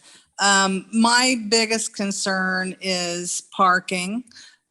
We bought into our property over 30 years ago, and it was pretty much a leap of faith. The area was much different then, and we knew that it was an up and coming area, and I think that has proven to be the case. It's been a wonderful experience living there. Farasati, I think, has proved to already show himself to be a poor neighbor. And I think that's being kind. When we had the fire behind us, our property is directly behind where one of the buildings is going to go up. And after that fire, and we had to put, and of course he couldn't stop it at the time, but we were putting water on our properties to make sure our houses didn't burn down. But Can you but kind of he stick to did the merits of this nothing project, please? I'm sorry? Can you stick to the merits of this project, please? You're for it, against it? Well, and why, what I'm and saying is he's very saying specific. he's a bad neighbor. He did nothing to fix the property once, he did nothing to clean it up. And I think that's indicative of what kind of neighbor he's going to be. And as far as refusing to meet with us and everything else, that just shows what kind of neighbor he's going to be. The property is going to block out the sun. He is, I would like it to abide by the Troost overlay. We've redone our backyard. We've planted flowers that's going to be that need the sun. Now I'm going to have to come up with all kinds of plants and flowers that are going to be shade loving. We need to abide by the Troost overlay. We need to have a project there that's conducive to residential and not commercial. There's other options there for parking, and Kansas City is not New York. It's not Chicago. Farasati seemed to be, the one time we met with him, he seemed to think that, well, everybody's going to take mass transit and everybody's going to rent the please stick to the merits boards of the case. Just yes or no, I'm for it, I'm against it. And then we got to move on to the next person, please. Well, Yes or that's no? rather rude. I'm against it. Well, you're kind of, okay. You I'm just are running against on it, about a lot of stuff and- and not sticking to the merits of the case. We've got a lot of folks to get through. Thank you. Thank you. Mr. Chairman, I want to make sure that you understand that I'm a member of the community who's waiting to make comments. Okay, go ahead, Mr. Olson. Okay, thank you. I'm going to share my screen. Jesus. Yeah, I am a professor and chair of the Department of Economics at UMKC, and I want to say that I have a professional background in planning as well. So as a member of the community, I'm also an abutting homeowner, but I also have a professional interest and a professional background in both planning and urban economics. Before I do that, I also want to mention that I'm a Hyde Park representative to the Troost Coalition, and Patrick Sterrett mentioned that there's support from, I'm not sure exactly what he referred to, but I think he was referring to the Troost Coalition. And I want to say that the Troost Coalition has not taken a position on this project, so it's not accurate to say that the Troost Coalition is in support of this project. There's also some information I want to share with the commission that is, I don't think has been adequately conveyed through the staff report. And I want to note that there's three relevant plans here. There's the Troost overlay. There is an existing Troost Emmanuel Cleaver 2 redevelopment plan, which was adopted by City Council in January of 15, and the Midtown Area Plan. The Midtown Area Plan explicitly incorporates the Troost Cleaver 2 plan and says that those recommendations supersede its own. So the relevant area plan is the Troost Cleaver 2 redevelopment plan, which has not been discussed and not been considered here at all. It's important to note that there is an adopted, approved redevelopment plan for this property. And what the developer is asking for is to have a new redevelopment plan approved that would supersede this one. So he's asking to have this removed and to have a new one put in place. First thing I want to talk about is, or discuss, is compliance with the Troost overlay.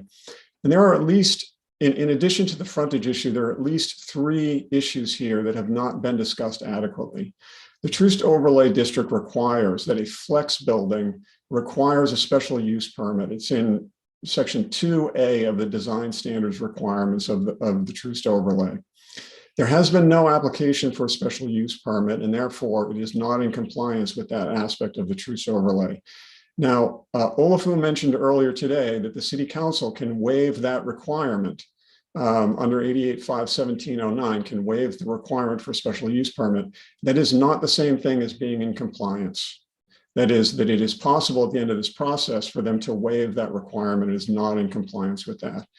Sections 2C and 2D of the design standards of the Troost Overlay designate the 4500 block as an urban corridor, which it defines as medium density residential. So this block is designated by the Troost Overlay as medium density residential. The project as proposed is a mixed use project, including both residential and commercial uses. So when we say that we have concerns about the commercial space, it's because that is not consistent with the design requirements of the Troost Overlay design standards. So it's not in compliance with that aspect of it. And the staff recommendations of the staff report is silent on that issue. We've finally now spoken about the parking standards, which are also adopted by the Troost Overlay. The Troost Overlay references 88.420, the parking requirements part of the ordinance as its own, and therefore it is part of the Troost Overlay.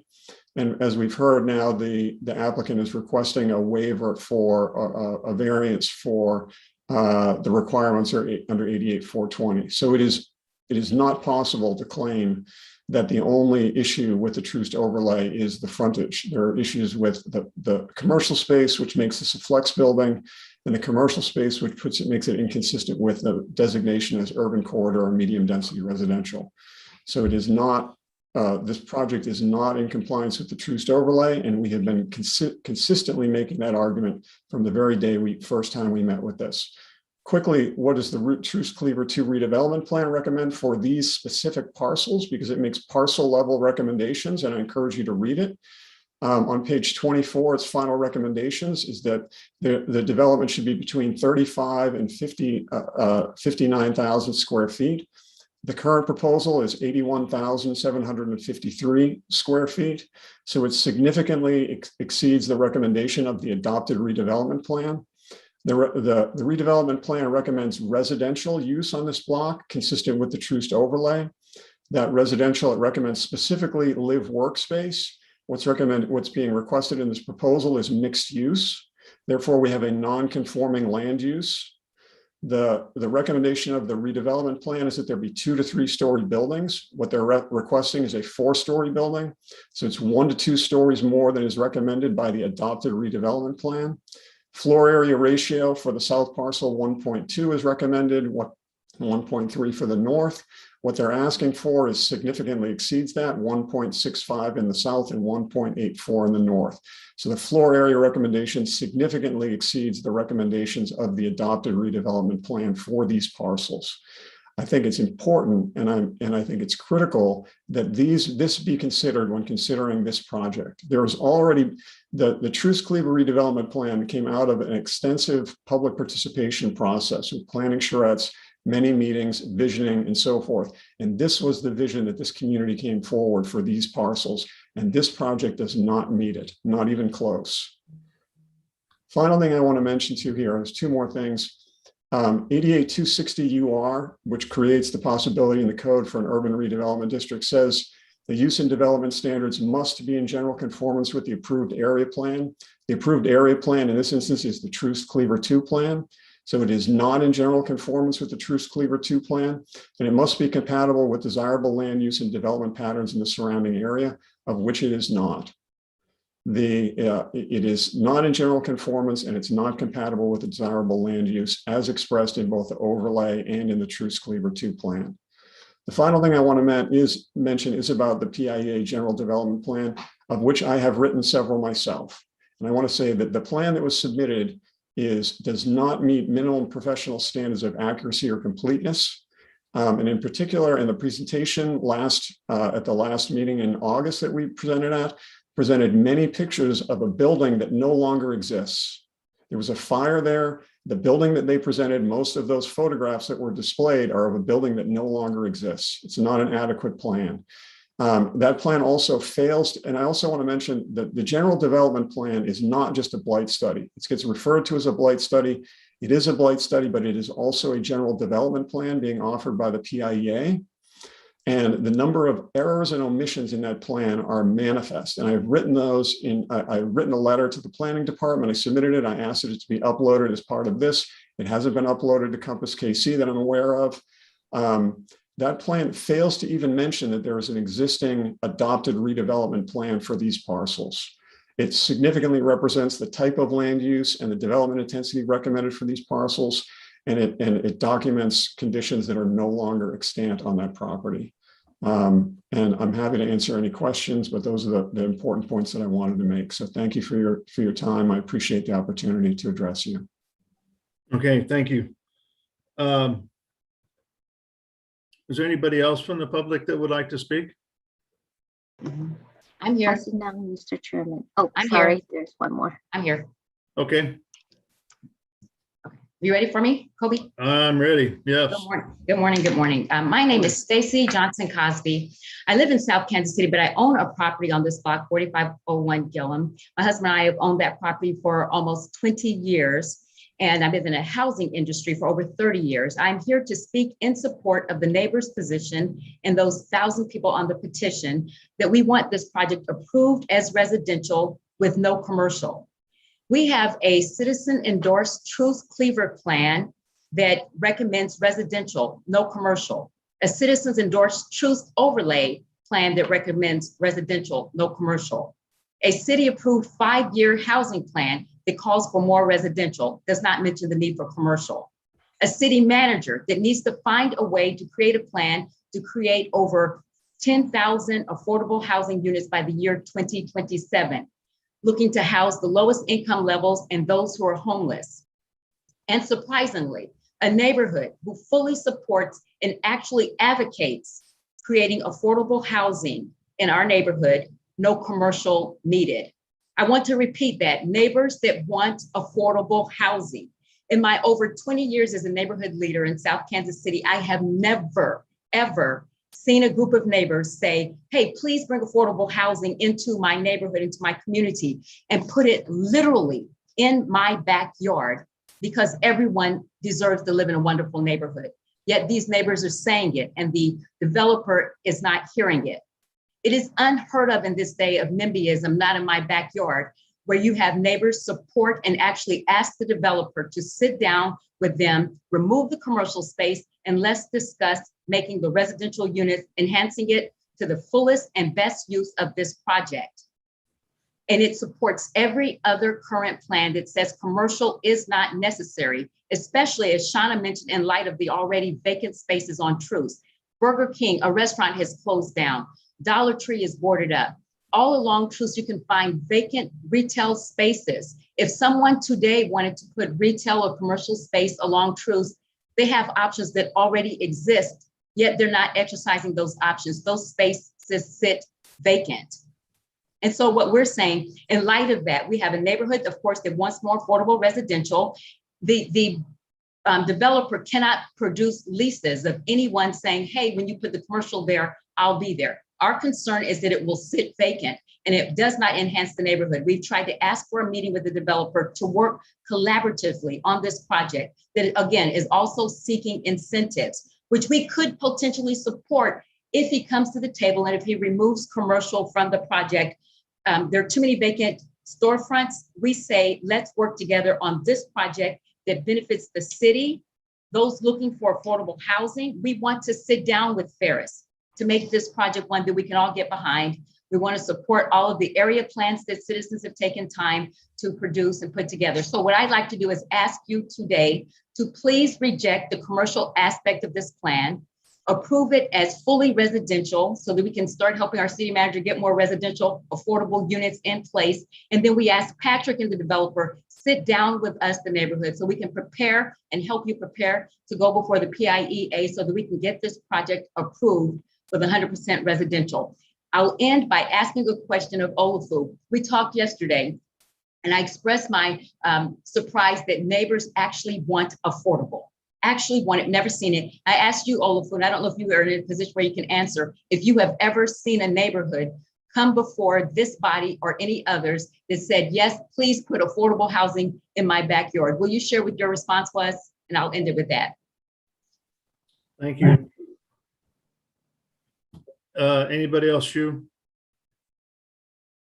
Mr. Chairman, I have seen no one else. Okay, thank you.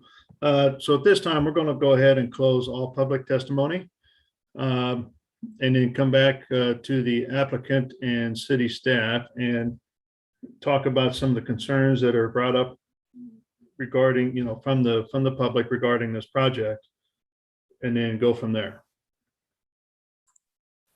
So Olafu, do you want to start and answer? Regarding the various plans that this area that encompass this area in your staff report, I think it's page 4. I have an analysis from the Long Range and Preservation Division regarding that, and that's specific, and then that's how we arrive at that decision or the recommendation. The difference is that the Truce Cleaver plan and the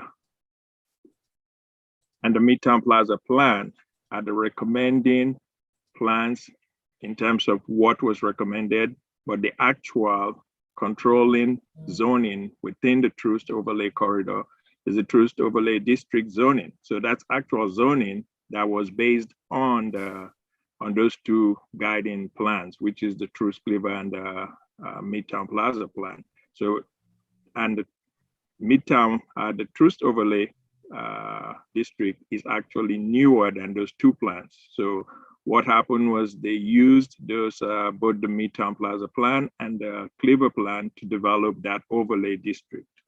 So based on that, staff feels like this is consistent, and that's the recommendation from the long range planning. In terms of the special use permit requirements, that's not a waiver being asked for. That's the authority of the city council to approve a development plan in lieu of a special use permit, which this body has approved numerous plans. And since there's no restrictions on what this use or this development is going to be, that can move forward subject to that section of the code. Those are my comments back. So Olafu, can I ask a clarifying question? So what you're saying is that the Truce Overlay standard is the precedent that is held for any building height, use, et cetera, that supersedes the previous area plans? That's correct. Where it contradicts? Okay. Yeah. And the reason, and that's the reason we're able to arrive at giving them the 50 foot versus the 60 foot, because that's what the Cleaver, that's what the Truce Overlay had recommended. And that's how we arrive at that. Because your condition 34 states for them to abide by the Truce Overlay district standards. And that's going to be to all the uses, because this is the development plan that's in lieu of the SUP. But that means that the Truce Overlay has specific uses and what can and cannot be. So it's a full document and it's a full zoning. So it doesn't mean that they came in or they're going to move forward with this UR plan that will be against the Truce Overlay. So it's going to everything that's required in Truce Overlay moving forward will be adhered to by this plan. And just to be super clear, because we had this conversation at the last meeting, the height meets the requirements of the overlay district. That's correct. At 50 feet. Okay. Yeah.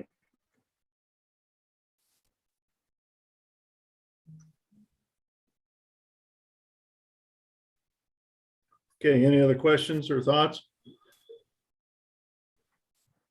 Okay, Mr. Sterrett, any comments or questions or thoughts from the public testimony we just received?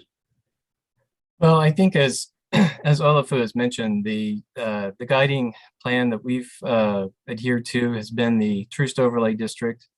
Again, we satisfy all of those guidelines with the exception of the one waiver that we're requesting, which is the parking for the commercial space on the ground floor of phase 2. As I've also mentioned to the property owners, and as I mentioned earlier, we would like to do commercial if the market will allow on phase 2, and that's why it's in the plan. If market conditions change, we're more than open to changing that to an all residential building when the time comes. But that could be 3, 4, 5, 6 years down the road. But we want to continue to work with the neighborhood, and we are fully committed to affordable housing. Anywhere from right now, depending on what financing we're able to secure, anywhere from 30% AMI to 70% AMI on the affordability. And we would enjoy working with the neighborhood to make sure we have that support and be able to secure those units as affordable as everybody needs. Okay. Any last questions from the commission to the applicant or staff before we close all testimony? Okay. So at this time, we're going to go ahead and close all testimony for the project and speak amongst the commissioners, and hopefully come to some discussion where we can put a motion in place. I guess I'll start. I know there's a lot of high tension about this project, but I have to follow staff's recommendation here. I think their analysis on the truce overlay is something that we have to trust, and the applicant has decreased the height.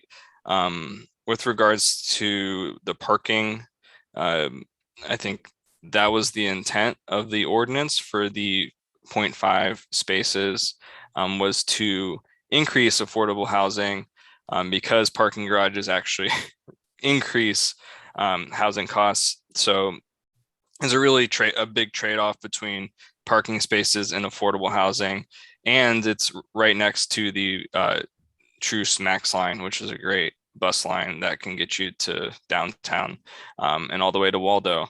And I think one thing that we talked about last time was if it stays in compliance with the truce overlay, the only reason it's here in City Planning Commission is because of the UR zoning for the blight study.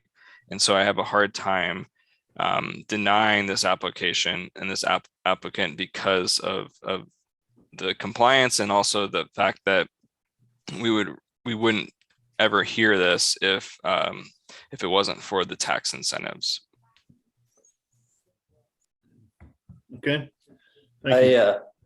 I'll build upon those thoughts. I think there are a lot of really valid concerns brought up today, and I think a lot of them are a little bit beyond our purview. And so if it's about the developer themselves, if it's about tax incentives, a lot of these things I think are worth discussing, and that might be something that comes up at council, but that's not really something that I feel is within our purview to. We're certainly not qualified to be vetting those types of things. And so based upon staff's recommendation and what Commissioner Baker said, I also will be in support of the project.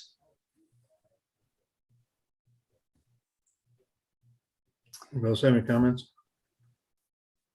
I feel the same way, but I do have concerns with how confusing it has been in terms of what standards they were held to. I mean, there was a lot of folks that spoke to standards that ultimately were not the standard they were held to. And so ultimately, I'm going to be in support because it's falling within line of the Truce Overlay District's standards, as Olafu has described, and will be held to that as part of their planning approval. But I also find it concerning that it was such a confusing process to understand what was essentially by right and what was not. So that just speaks to a bigger concern of how we can just make sure neighbors are clear on those things. I hear the issue with more residential versus commercial. I think my concern is the reality of putting residential units at the first floor level there is not ideal. I think you're going to run into issues with those being able to be rented as well. So, you know, as a city, as a retail industry, we have some things to grapple with, but I agree there's going to be concerns about vacancy, but I don't see a better solution. I don't know if residential's on the first floor is really a better solution. And so I would argue that if it's within the means of the standards and it's building more density on this block and more transit-oriented development, it will support the other businesses around it. So. Okay, thank you.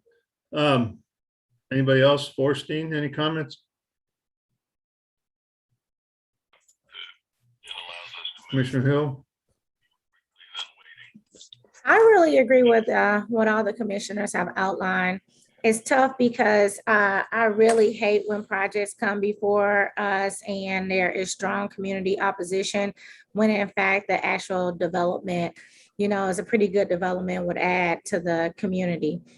So I hope that there's opportunities for the community and for the developer to work together. But when we are coming before this body, we have to, as other commissioners have said, operate within, our governance responsibilities, which is looking at the codes and the zoning and ensuring that the staff has gone through the process, and so have the developers and have engaged the public. So that leaves me, no other choice but to support this project. However, I would just strongly encourage a developer, your project is only as good as the community and the support that they put behind it. And so having said that, I think that some of the conditions that they're asking for, you have met some, but you really have to build relationships with folks that are there. So unfortunately, well, I shouldn't say unfortunately, I really wish that there was an opportunity for this to not have, such strong contentious pushback from the community, and that the developer will hopefully treat this property a lot better. Again, we're not here to talk about tax incentives. That's a whole nother conversation. I encourage you to reach out to your respective council persons around that. So I'll be moving forward with an approval. Okay, thank you. Back to you, Forstein. Any comments? So it has been quite confusing, I'm quite sure, from the testimony we've received in getting cooperation from the developer. And yes, I do support community input, and I realize how much time, effort, and thought was put into the different plans, and especially the truce overlay. As my other commissioners said, there's certain things we do not have any input and power over to change. So we can only emphasize that the communication continue to the different processes that are still before this project to ensure that it does listen to the concerns that the community has about it. I am clearer now, since we've come back, to ensure that it has followed the truce overlay with the reduction in height. I am in favor, and I thought I heard the first phase that property will be total residential. So I'm hoping that they will continue to work with the developer on that one to get him to see the need for the phase 2 to be completely residential for affordable as well. So based on those clarifications that they have followed the truce overlay and the other issues that are there that need to be communicated between the community and the next phases, I will have to support this going forward as well. Okay, thank you. Mr. Rojas, any comments? Miss Enda is here if you have any questions for her. I have no further questions now. Forstein, if you don't mind going back to mute, that'd be great. Oh. Thank you. Mr. Rojas? No comment. Okay. It's kind of all the commissioners have stated this is a difficult project. There's a lot of information about it. It's a big project. It's one of the first bigger projects as part of the truce overlay, and trying to make sure it meets the conditions of that, as well as what the neighbors and everybody around it kind of really thought and intended for this particular project. Our review is based on land use. We're trying to interpret that with what's presented to us from city staff, as well as the developer's application and the comments we received from the neighborhoods. While I sympathize with the neighborhoods, I know it's a big change. It's a big project.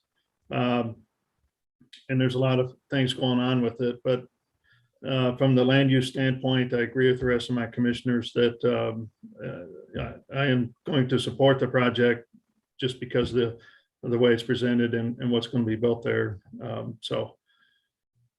With that, I think go ahead and look for a motion from one of the council members or council members. Don't give me that job. So, No, I don't want that job either. So I'll move to approve 7.1 without conditions and 7.2 with conditions. okay, so we kind of need to modify the way you stated that because I gotta It's find the addition of 34, right? Is it 34? No. So the first piece is about the finding of blight. Okay. So that is actually docket item 7.2. So you just have to state that. And then 7.1 is the actual project that has the conditions. So again, we're flip-flopped on our agenda where the conditions lie. So motion to approve 7.1 with conditions and motion to approve 7.2 with a finding of blight. Okay, and then 7.1, you're going to add condition number 34 as stated. Add condition number 34 as stated. And making sure it's, what is it? The addition of the adhering to the truce plan, truce overlay on the district on the plan. Okay, I think we got all that. Sorry. Thank you. So I have a motion. I need a second. I'm sorry. Okay, Commissioner Anderson, a second. So I've got a motion and a second for approval of docket item 7.1 with conditions and adding condition number 34, as well as the finding of blight in docket item 7.2. So Lisa, can you take roll call on that motion, please? Commissioner Baker, Aye. Beasley, Aye. Corral, Aye. Enders, Aye. Hill, Aye. Rojas, Aye. and Sadowski. Aye. Okay, so the motion passes for docket item 7.1 and 7.2 as stated. It will go before the city council, I imagine, over the next couple of weeks. So there's an opportunity there, neighborhood, to talk about the case and certainly try to get support from your council members on this. We appreciate your time and effort bringing this in, and so we're ready to, I think, move on to the next case. Mr. Chairman, Mr. Sharkey is back. Do you want to get back to document number 3.1 and 3.2? All right, so let's go ahead with docket items 3.1 and 3.2. We've already heard the case. We have heard the staff's position on this, and we're hoping that the applicant can join us. I'm promoting Mr. Sharkey. One moment.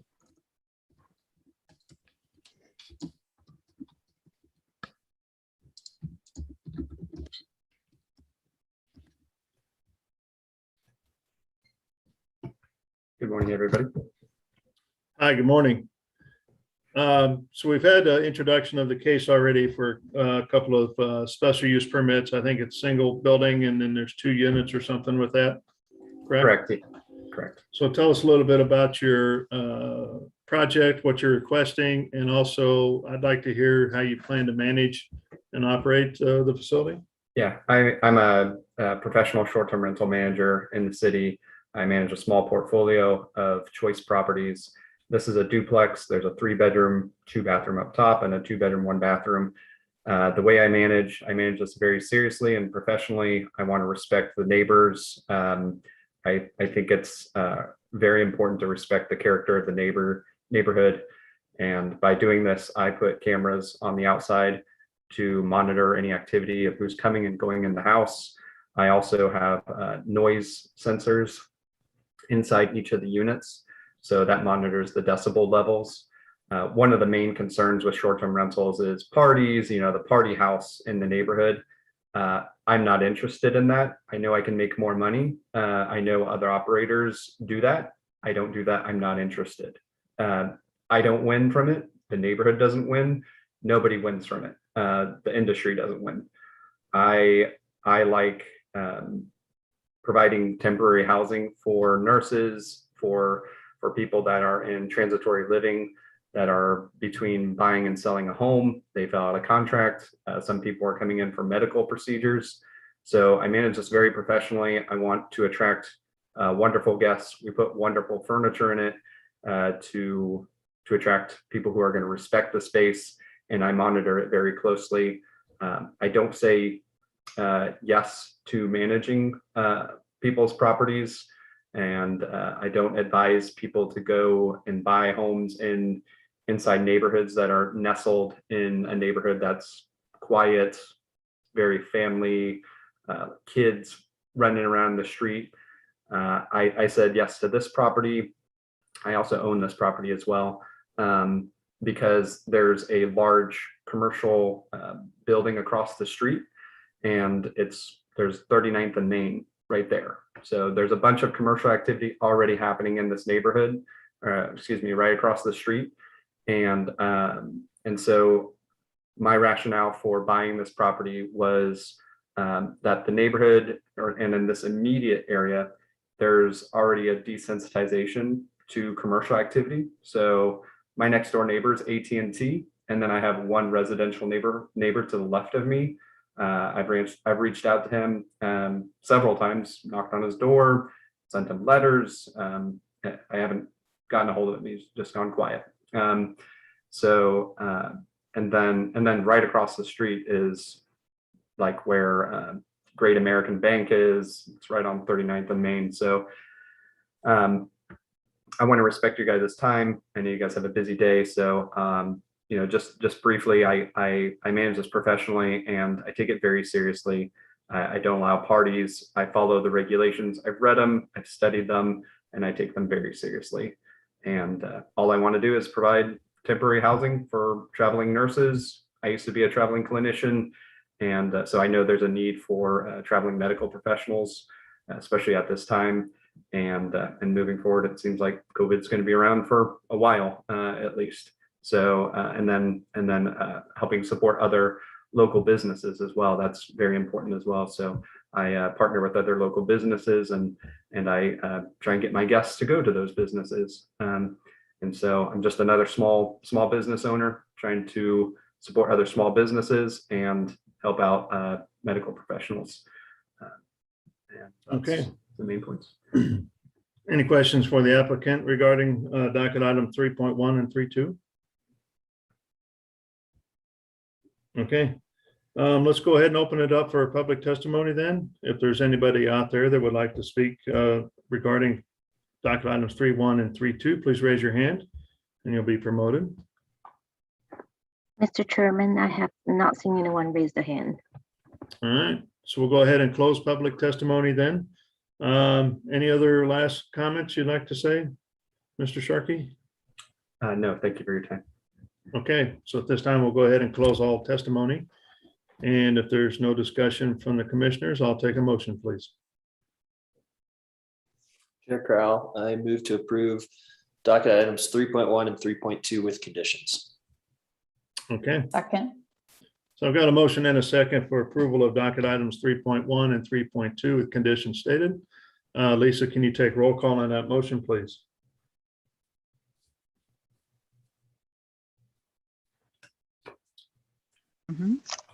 Commissioner Allender, Aye. Baker, Aye. Beasley, Aye. Crowell, Aye. Enders, Aye. Hill, Aye. Rojas, Aye. and Sadowski. Aye. Okay, it looks like the motion passes in for docket items 3.1 and 3.2, 8-0. So we appreciate you coming in and Good luck. Thank you. All right. So sadly, that takes us to our last case of the day, docket item number 12. Docket number 12, case number CD-CPC-2021-00146, amending Chapter 88, also known as the Zoning and Development Code, Section 88-445, as it relates to relocation of non-conforming signs for public purposes. Joe Ruxwinkel is the staff planner, and I believe Diane Brinkley is here on behalf of Joe. Good morning, everyone. It's good to see you all.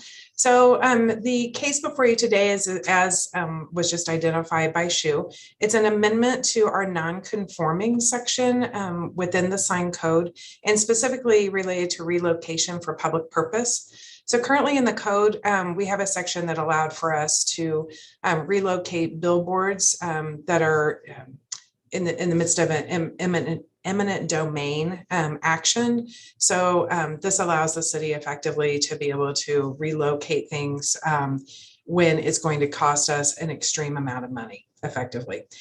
We've done this a few times with billboards, and there's certain provisions. Well, this is an addition to this section, and it's H, and it states relocation under this section of signs, which are not outdoor advertising signs, and are not but these also would not be subject to the section which requires Board of Zoning adjustment review, and then also the specific provisions related to billboards that are in that section.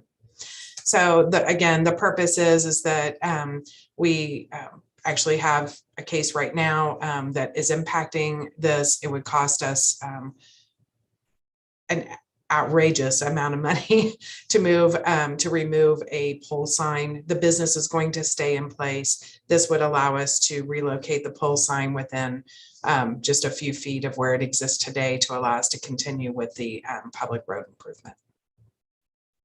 So it's not usually a position the city likes to take because we have normally taken a position that we want these non-conforming signs to come down, but we believe in the overall interest of the city, it's the best place to be. So with that, we recommend approval. So does that mean that when the sign gets moved, they have to bring it up to compliance or no?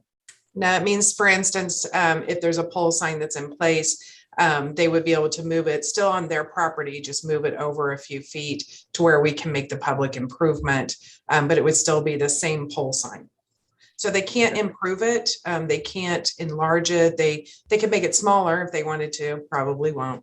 But yeah, it allows them to move it over a few feet. Okay. Any questions from the commission? And Diane, is that to avoid paying them compensation for that? Is that the cost you're trying to avoid, that the compromise is they can move it over and you avoid paying that? Yeah, okay. To the tune of a few $1 million. Okay. All right. Okay, any other questions? This is, just so you know, this is limited to eminent domain. So that means that that's the city taking action on something. So this wouldn't allow for just anybody in the city to, because they're in the midst of some negotiation, it wouldn't be permitted for them.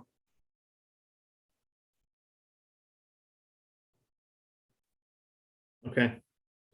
All right, so let's go ahead and open it up for any public testimony. If there's anybody out there that would like to speak about docket item number 12, please raise your hand and you'll be called upon. Mr. Chairman, I see no one raised a hand. Okay, so we'll go ahead and close public testimony then. Any final thoughts? If none, then I will take a motion by the commission. I move to approve docket item number 12. Second. Okay, so I've got a motion and a second to approve docket item number 12 as written. So Lisa, can you take a roll call, please?